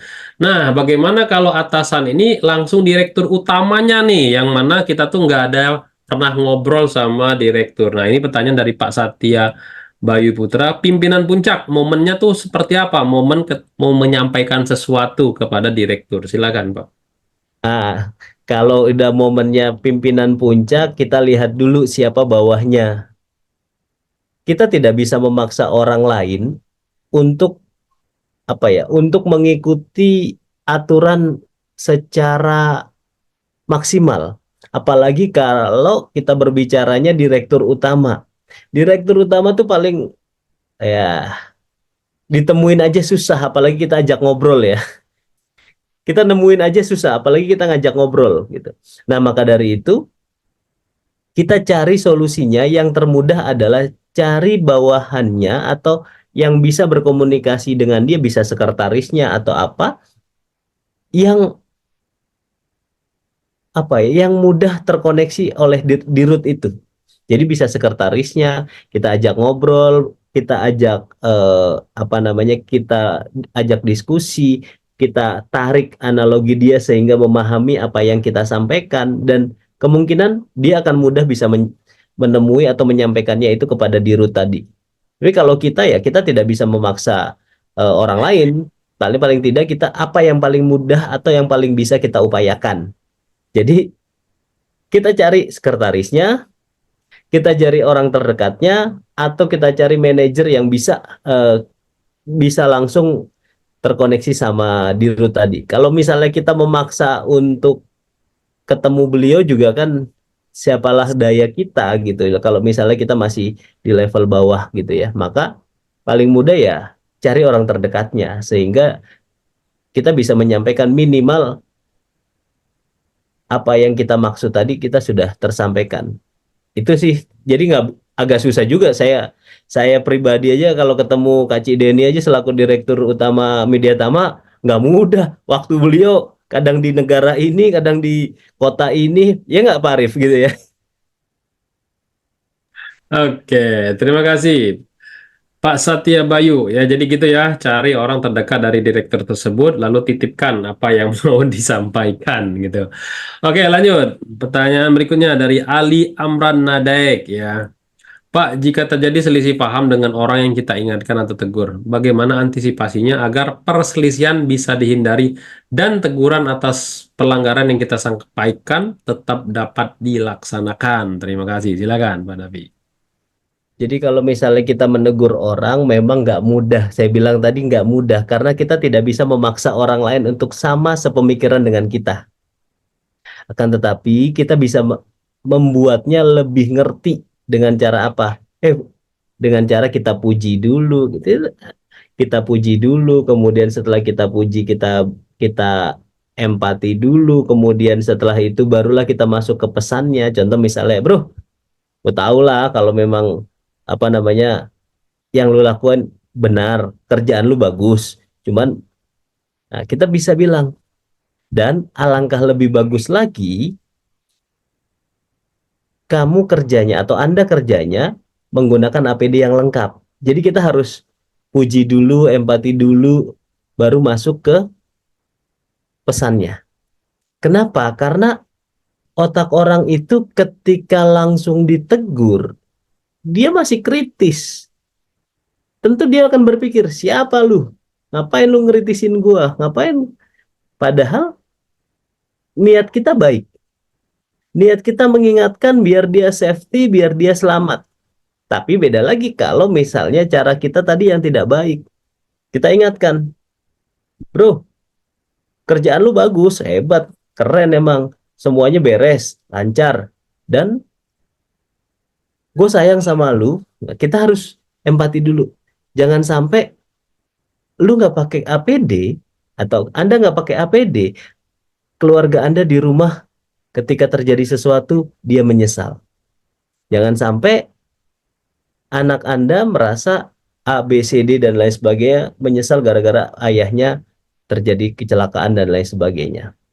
Dan penting bagi Anda untuk lebih waspada lagi. Kita bisa ingatkan dengan itu, teman-teman. Jadi pakai rumusnya.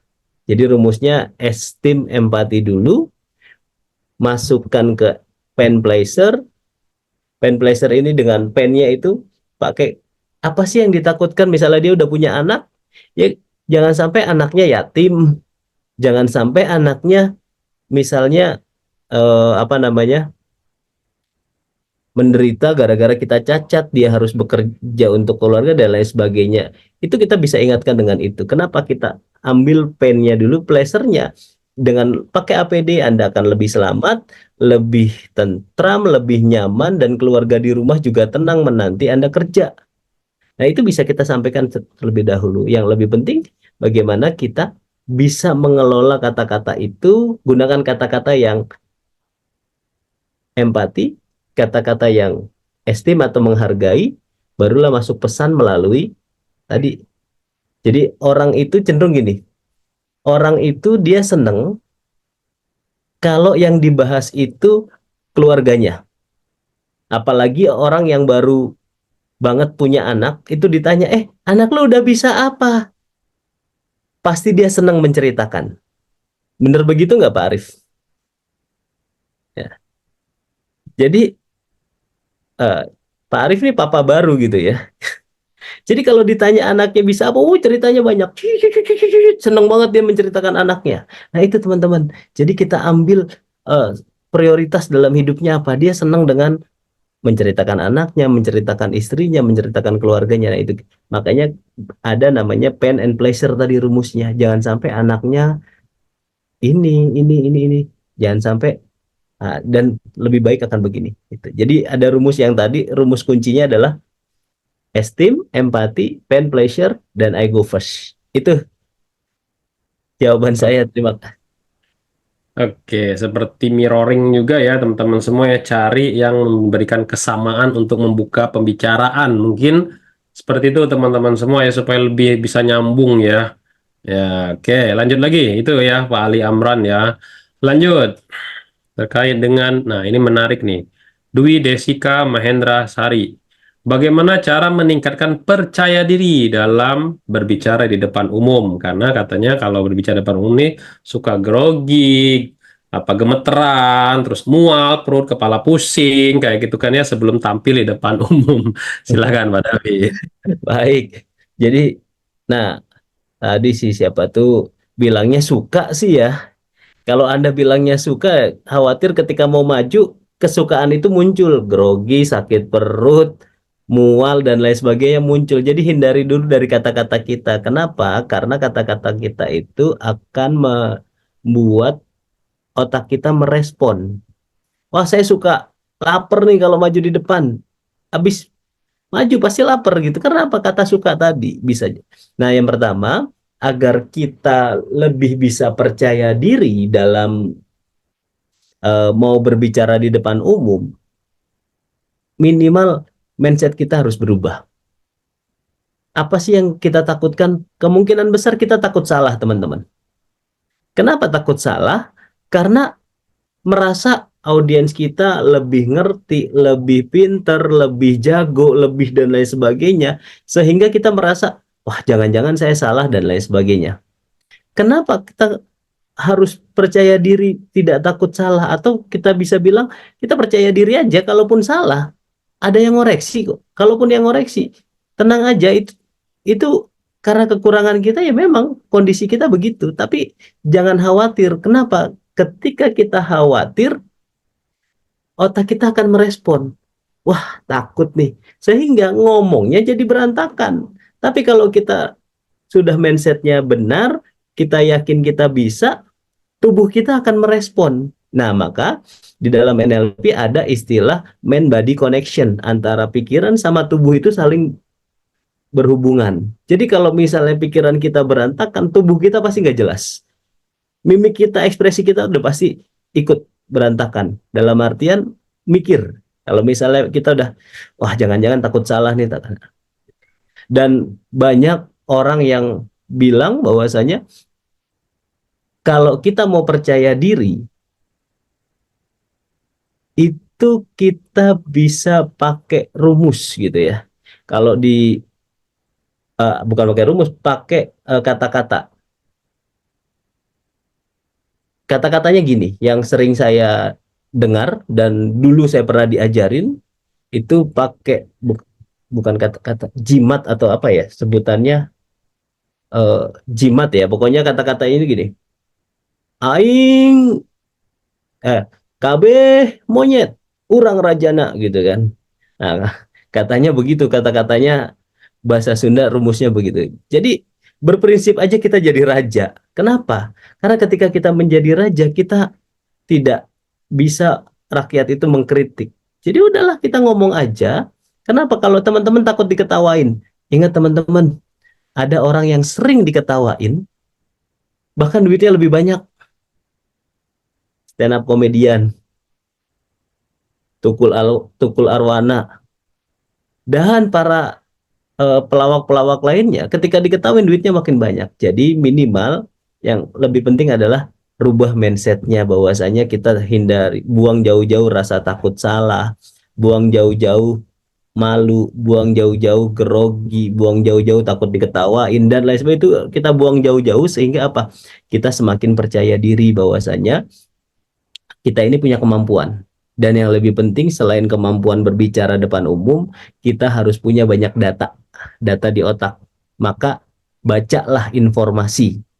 Bacalah informasi yang sesuai yang Anda butuhkan ketika mau berbicara. Contoh misalnya teman-teman eh, mau berbicara tentang K3, berita-berita update itu ada di Mika Pro. Jadi teman-teman buka Mika Pro, berlangganan layar platinum, downloadlah di situ, baca informasi sehingga kita punya data itu teman-teman. Jadi nggak usah khawatir kalau untuk misalnya berbicara K3 sudah disediakan oleh media Tama. Tenang aja teman-teman gitu. Itu Pak Denny. Oke, itu dia ya teman-teman semua ya. Kalau mau lebih detail lagi, nanti scroll lagi di YouTube saya atau di Melia, ada bagaimana cara berbicara di depan umum secara mendetail. Oke, lanjut lagi terkait dengan ini pertanyaannya. Ini yang saya pilih nih. Dari Erik Juwana Prasetyo. Jika kita sudah menegur para pekerja yang tidak mematuhi K3 dengan sopan dan baik, tetapi pekerja tersebut tetap aja nggak memperdulikan kita, itu kita harus melakukan cara komunikasi yang seperti apa lagi nih, Pak? Ya, apakah kita ancam dengan sanksi ataukah gimana? Apalagi di proyek-proyek konstruksi itu orangnya tua-tua gitu kan ya, belum lagi secara pendidikan, mohon maaf sekali nih kadang ada yang belum tamat sekolah gitu kan ya, atau yang seperti apa. Nah, ini yang menjadi permasalahan di teman-teman khususnya di K3 konstruksi ini. Silakan Pak Kadafi. Oke, thank you Pak Erik. Pertanyaannya menarik nih gitu.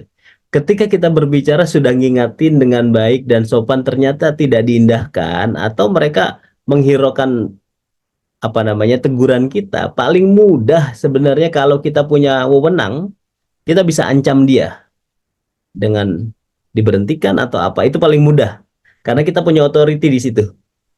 Tapi kalau misalnya kita tidak punya authority, kita sebagai teman, ya sama-sama bekerja, ya sudahlah. Apa yang paling bisa kita upayakan? Ya sudah kita ingatkan ke bosnya, ke atasan kita, bos si A, B, C, D, D ini nggak pakai APD dengan lengkap nih bos. Saya udah tegur, tapi tolong lebih bisa diterapkan lagi bos teguran saya atau minimal bos yang punya wewenang itu minimal. Jadi kalau kita punya wewenang kita bisa ancam dengan eh, yang membuat dia pain tadi apa? Dipecatkah misalnya, itu yang membuat dia pain itu yang tadi rasa sakit, itu boleh kalau kita punya wewenang karena kita authority. Tapi kalau memang kita tidak punya wewenang, kita bisa laporkan ke atasan yang lebih tinggi mungkin itu bisa. Dan kalau memang sudah diingatkan, sudah diingatkan sama bos juga, sudah dilaporkan, sudah kita komunikasi ke atas biar dia selamat dan aman, tapi dia masih ngeyel juga, ya kita tidak bisa berbuat apa-apa. Mau nggak mau ya udahlah, antepin aja, biarin aja. Kalau emang dia celaka, tinggal kita syukurin. Nah, maka penting juga kita mengingatkan teman atau bahkan kita menggunakan APD itu gitu ya. Paling tidak itu teman-teman. Maka ketika kita berbicara apa namanya sudah melakukan ya sudah tanggung jawab kita terlepas dan bahkan kita sudah apa namanya sudah tidak punya wewenang lagi untuk itu gitu ya. Kita hanya bisa mengingatkan. Itu kira-kira Pak Denny yang bisa saya sampaikan nih. Oke, itu menjawab juga Pak Asep Mulyana ya. Jadi untuk menegur pekerja-pekerja tersebut, kalau kita udah berusaha dengan baik, menegur dengan baik, ya kita mainkan reward ya, reward dan punishment ya untuk para pekerja. Jadi sanksi kita jalankan, tapi tetap diiringi dengan reward ya. Jadi jangan sanksi terus, wajib ada rewardnya juga bagi yang patuh terhadap K3. Oke ya, lanjut lagi. Nah, ini masih nyambung juga nih ya, pertanyaan sebelumnya. Bagaimana cara menghilangkan rasa takut berbicara atau bertanya di depan umum? Karena kalau sudah berbicara, kita tuh suka ngeblank gitu, Pak. Dari Lailatul Musyarofah. Silakan, Pak Kada. Oke, terima kasih. Lailatul Musyarrafah. Laila, gini, kalau kita ngeblank itu tandanya sebenarnya kita berpikir sebenarnya. Hanya saja mengeluarkannya yang tidak mudah gitu ya. Yang pertama, minimal kalau misalnya kita sudah profesional pun, saya pribadi kalau saya berbicara depan umum, itu minimal saya punya poin-poin yang akan saya bicarakan. Jadi kita biasakan poinnya itu berurutan Laila gitu ya. Contoh misalnya, eh, saya selalu berbicara itu menggunakan teknik why. Saya mulai dari why. Kenapa sih kita berada di sini? Kenapa sih kita harus pakai APD? Gimana sih kalau tadi di awal kan kenapa sih kita ketemu orang ketemu apa yang kita lakukan kalau ketemu orang yang nggak menggunakan APD? Saya selalu bertanya begitu.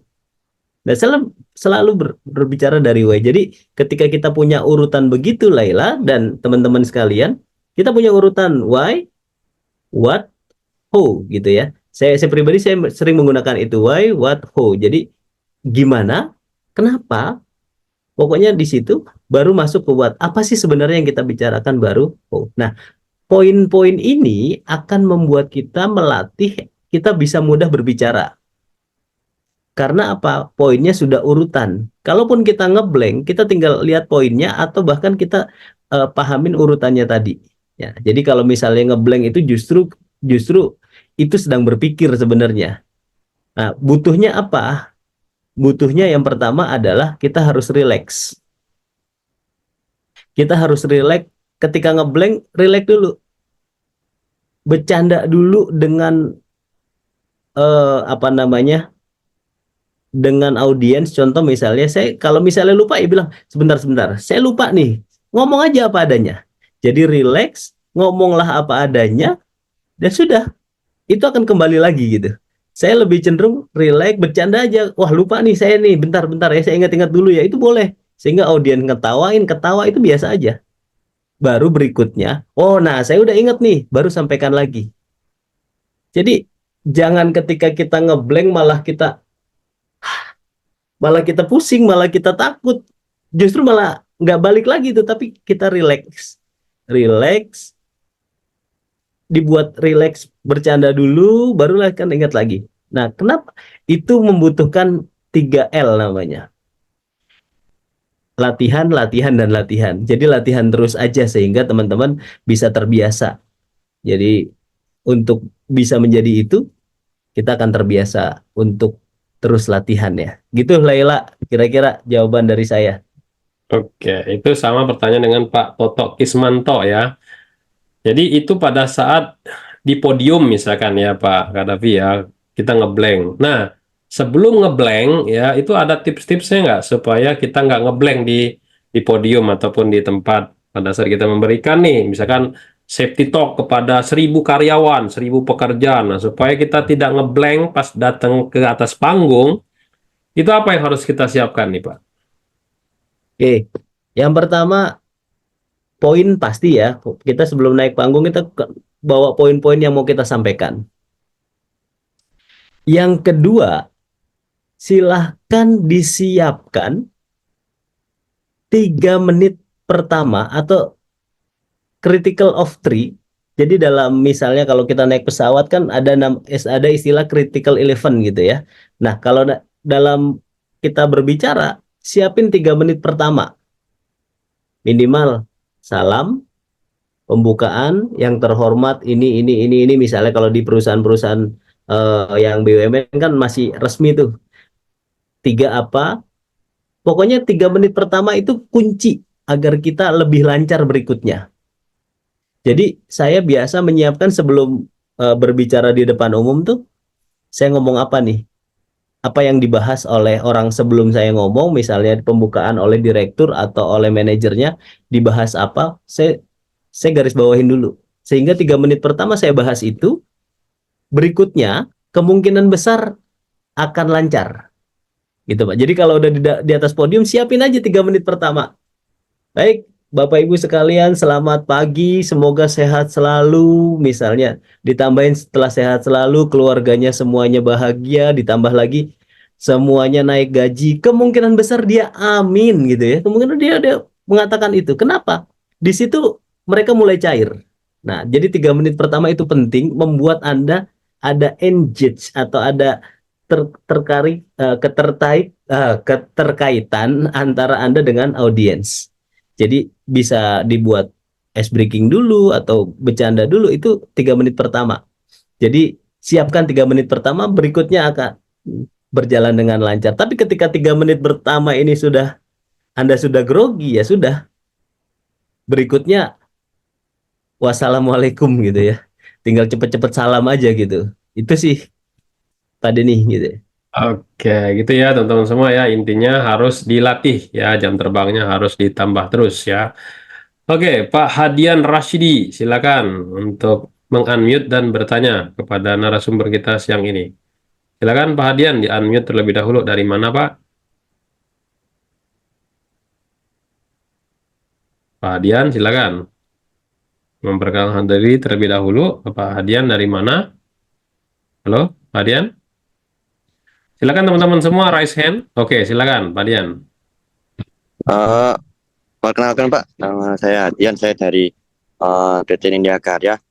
Saya proyek jembatan di Pontianak sekarang. Ini mau bertanya bagaimana cara menekan manajemen baik di kantor maupun di lapangan terkait area kerja yang tidak aman gitu. Jadi mereka tuh sudah diingatkan tapi masih kurang digubris gitu Pak. Terima kasih Pak. Oke.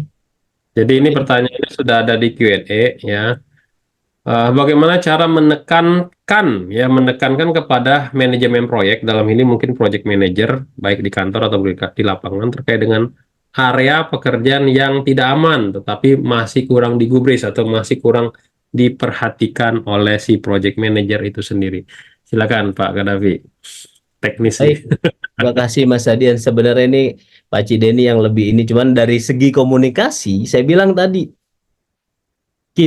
kalau misalnya kita tidak punya otoritas untuk menegur atasan, itu cara termudah ya udah kita ajak bertanya. Kalaupun tidak mudah, kita potong kompas ke atasan berikutnya, ke atasannya lagi, ke manajemen yang lebih tinggi lagi, itu akan kalau bisa lebih mudah gitu ya. Tapi kan kita tidak mudah untuk punya akses ke sana gitu ya.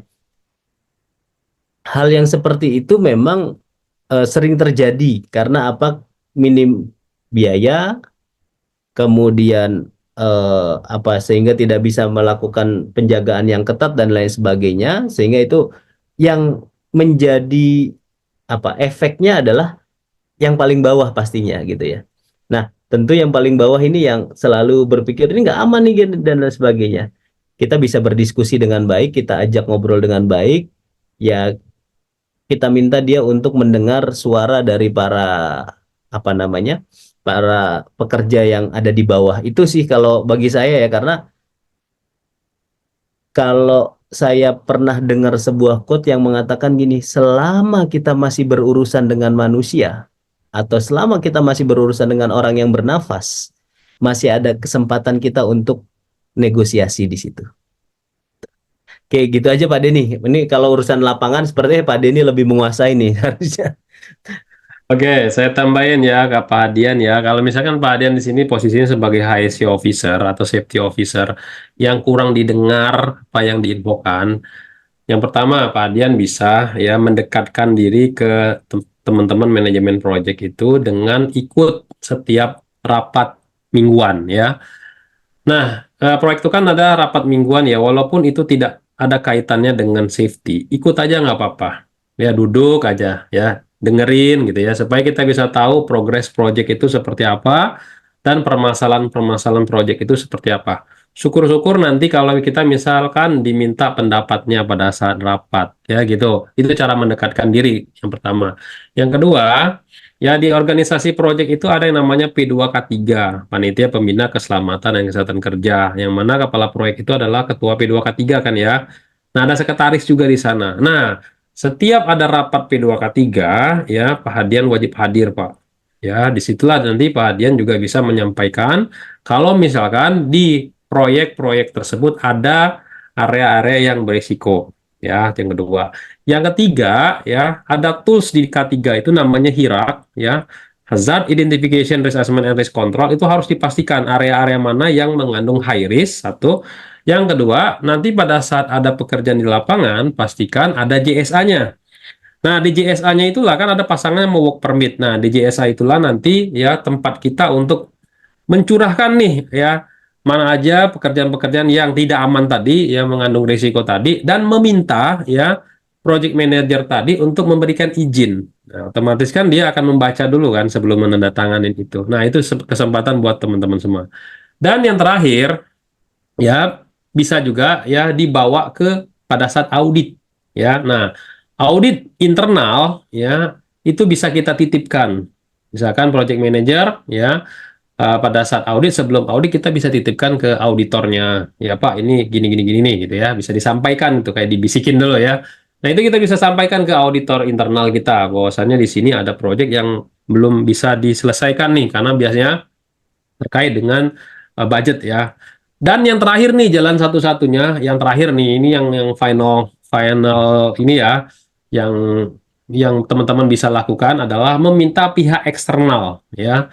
Pihak eksternal ini bisa auditor eksternal kalau dia pada saat audit, atau dari pengawas ketenagakerjaan yang pada saat itu datang, atau teman-teman punya kenalan pengawas ketenagakerjaan dari luar. Nah, ini melibatkan pihak luar. Kenapa? Karena biasanya manajemen proyek, dalam hal ini project manager, itu biasanya lebih mendengar orang luar ya, orang luar daripada tim HSE-nya sendiri. Padahal kata-kata HSE-nya itu kadang cenderung sama gitu ya dengan pihak eksternal. Nah, ini ya di proyek-proyek konstruksi itu rata-rata seperti itu. Jadi lebih didengar orang luar daripada orang dalam, padahal kata-katanya sama. Nah, itu mungkin solusi buat Bapak ya. Oke, lanjut lagi. Pak Sukriyadi, silakan Pak Sukriyadi. Silakan Pak. Di unmute terlebih dahulu. Oke, silakan Pak. Baik, Perkenalkan.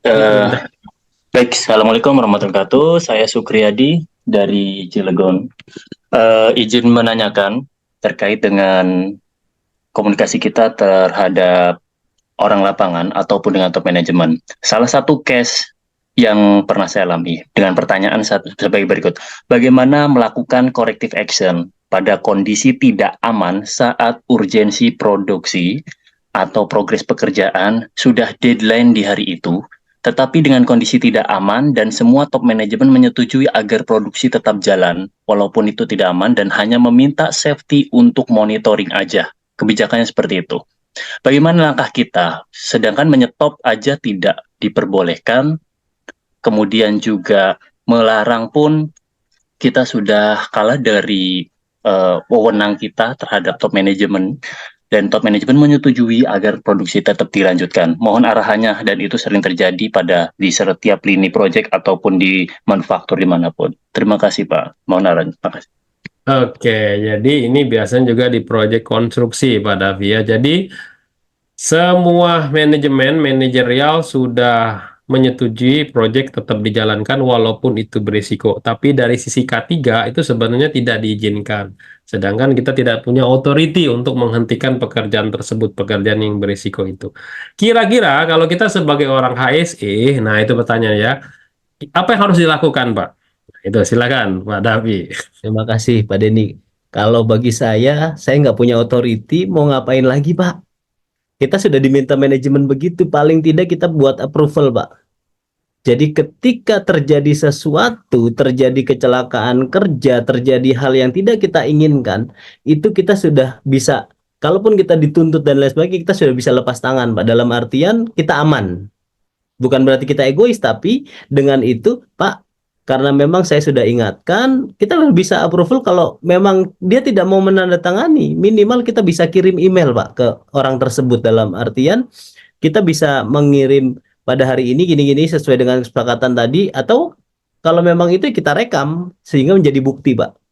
Karena kita mau melawan manajemen yang ada resiko anak istri kita nggak makan kalau kita dipecat, Pak. Itu karena kita nggak punya authority. Minimal kalau bagi saya seperti itu, Pak. Karena udah kita lakukan corrective action, kita tidak bisa, dia tidak dengarkan juga, mau apa yang kita lakukan. Nah, itu silakan ditambahkan Pak Cik Denny. Itu jawaban Oke, saya, Pak. betul sekali jawabannya Pak Gaddafi. Jadi kalau misalkan kita ya tidak punya otoritas lagi, yang kita harus lakukan benar sekali kata Pak Gaddafi, lempar bola panasnya ke manajemen kembali. Caranya gimana? Tadi lewat email, betul. Jangan lewat WA. Karena lewat WA secara hukum Indonesia itu belum diakui. Tapi lewat email, emailnya pakai Gmail ya teman-teman semua ya. Di Gmail itu kenapa? Karena ada jam, menit, detik, tanggal. Dan itu secara hukum sah. Ya, isi dari email tersebut bisa seperti Pak Gaddafi tadi info bahwasannya pekerjaan tersebut tidak layak untuk dikerjakan karena mengandung risiko bla bla bla bla bla bla. Kami dari tim safety ya tidak menyetujui kalau pekerjaan ini tetap dijalankan. Misalkan ya pekerjaan tersebut masih dijalankan ya, kalau terjadi kecelakaan bukan tanggung jawab kami sebagai tim safety. Nah, teman-teman, lempar bola panasnya ke sana. Satu. Yang kedua, kalau ada work permit yang harus ditandatangani, jangan sekali-sekali teman-teman tanda tanganin itu. Ya, kenapa? Karena kalau terjadi kecelakaan, work permit itulah yang pertama kali dicari oleh tim investigasi kecelakaan. Siapa yang memberikan izin terhadap pekerjaan ini? Gitu ya. Jadi teman-teman pastikan dua hal itu ya teman-teman harus lakukan supaya kita tidak jadi kambing hitam ya pada saat terjadi kecelakaan. Itu ya tambahan dari saya. Terima kasih. Lanjut lagi. Satu lagi ya, Junifer Alwi Sihole, silakan.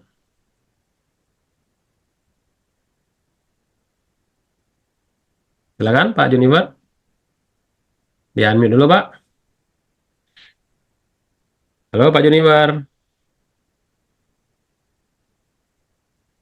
Oke, teman-teman semua kalau ada pertanyaan silakan raise hand ya. Nanti kita bukakan kesempatan untuk bertanya kepada Bapak Ibu kepada narasumber kita. Oke, kalau tidak ada kalau tidak bisa bertanya, kita balikin lagi, Rif. Oke, pertanyaan terakhir aja saya ambil dari pertanyaan yang ada di list di sini ya. Oke.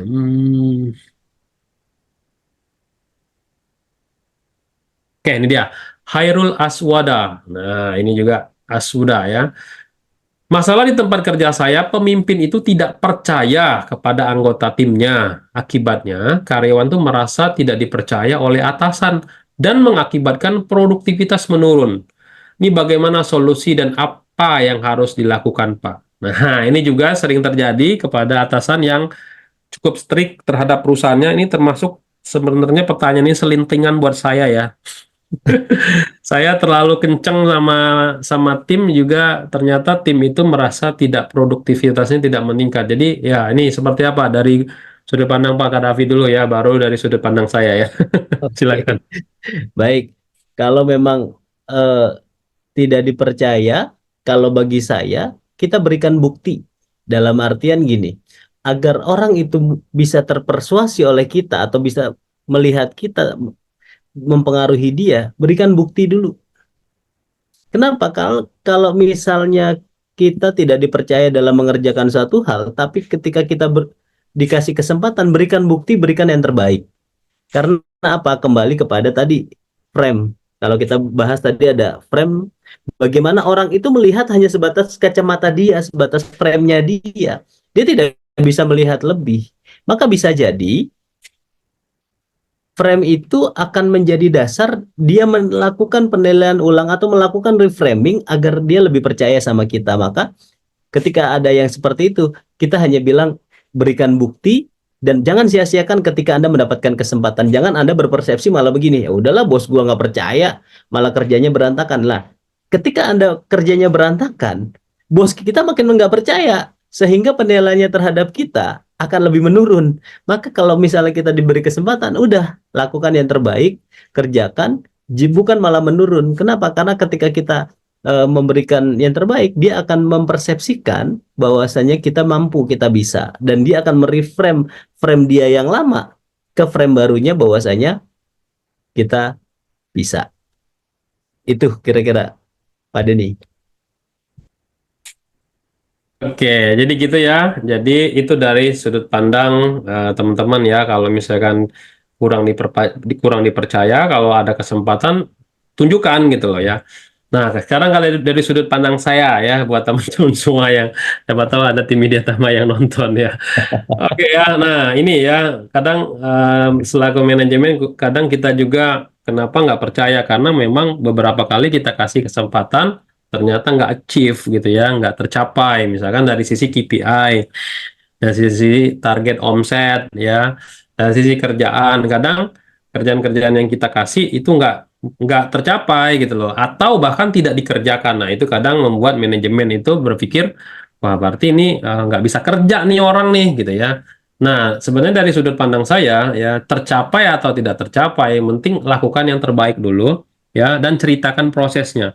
Itu yang sering saya minta sama tim saya, mana prosesnya saya bilang. Kenapa nggak tercapai? Kalau kamu nggak tercapai omset, misalkan, apa yang sudah kamu lakukan? Biasanya saya tanya kayak gitu. Ya, nah ini yang teman-teman harus bisa menunjukkan prosesnya dulu ya. Kenapa nggak tercapai ya Om? Prosesnya itu dijalankan nggak kayak gitu kan? Nah ini prosesnya biasanya saya kejar tuh. Prosesnya itu seperti apa? Makanya pentingnya KPI dan report itu yang sudah dilakukan itu seperti itu. Itu ya buat tim Media Tama yang ada di sana kalau ada yang nonton ya. Saya butuh proses ya. Bukan hanya dari hasilnya saja, tapi prosesnya dijalankan atau tidak. Tapi kalau tidak dilaksanakan sama sekali, ya gimana mau dapatkan hasil yang baik, ya yang terbaik buat ditunjukkan ke manajemen. Oke, Bapak Ibu semua, sudah pukul 3 sore, saya kembalikan ke Pak Arif. Silakan Pak Arif. Baik, luar biasa. Terima kasih Pak Kadafi dan juga Pak Denny. Terima kasih teman-teman semuanya. Luar biasa materinya ya teman-teman semuanya. Kita langsung bisa praktekkan nanti di hari Senin di pekerjaan kita masing-masing. Namun teman-teman semuanya, sebelum kita closing, mari sama-sama kita dengarkan closing statement terlebih dahulu dari pembicara kita pada Bapak Muhammad Kadafi. Dipersilakan. Baik, terima kasih teman-teman. Yang lebih penting adalah praktekkan semuanya apa yang sudah kita pelajarin, dan kita perlu ingat, selama kita masih berhubungan dengan manusia, ada ruang untuk negosiasi. Jadi manfaatkan itu dan gunakan pikiran Anda untuk membuat persepsi orang di sekitar kita ini percaya dengan apa yang Anda katakan. Jadi perkuat persepsi Anda, buat persepsi yang bagus sehingga Anda dipercaya dan Anda menjadi sosok otoritas bagi orang-orang di sekitar Anda. Terima kasih. Luar biasa. Baik, terima kasih Pak Muhammad Kadafi. Terima kasih juga teman-teman semuanya. Dan kalau misalkan teman-teman ingin memperdalam lagi ilmu ini yang sudah tadi Pak Kadafi sampaikan, silahkan bisa chat ke Instagram ataupun juga ke Facebooknya Pak Kadafi ya untuk belajar lebih dalam lagi seputar NLP atau Neural Linguistic Programming. Nanti beliau akan membantu teman-teman semuanya lebih keren lagi untuk menghadapi timnya di pekerjaannya. Baik, teman-teman semuanya, jangan lupa untuk tetap join ya di webinar setiap hari Sabtu. Caranya silakan bisa join ke dalam grup Telegram Kolega Media Tama. Kita akan selalu berikan link webinar setiap Sabtu di grup Telegram ya, dan juga teman-teman silahkan bisa mengisi absensi yang sudah diberikan di setiap webinarnya agar mendapatkan sertifikat. Namun di akhir ini teman-teman jangan dulu kemana-mana. Seperti yang tadi saya juga sudah sampaikan, Pak Kadafi juga jangan dulu kemana-mana, karena kita akan berikan nih 1 buah door prize untuk 1 orang pemenang ya. Dan siapakah yang akan mendapatkan door prize berupa sertifikasi auditor SMK 3 persembahan dari Media Tama senilai 4 juta rupiah teman-teman. 4 juta sekian-sekian ya teman-teman. Nah, kita putarkan. Siapakah yang akan mendapatkan door prize sertifikasi auditor SMK 3? dari Mediatama Academy. Silahkan bisa klik raise hand yang ada, teman-teman. Wahyu Haryanto, apakah ada? Oke. Ya, nggak dapet. Oke. Nah, ini Wahyu Haryanto apa Wahyu Arianto nih ya? Bener ya? Oke. Kayaknya bener ini, kayaknya bener. Baik. Selamat kepada atas nama Wahyu Haryanto mendapatkan 1 door prize sertifikasi auditor SMK 3 persembahan dari Mediatama Academy, dan persyaratannya adalah wajib sudah memiliki sertifikat atau sudah tersertifikasi ahli K3 umum terlebih dahulu. Nanti akan dihubungi langsung oleh tim Mediatama untuk kelanjutan door prize-nya.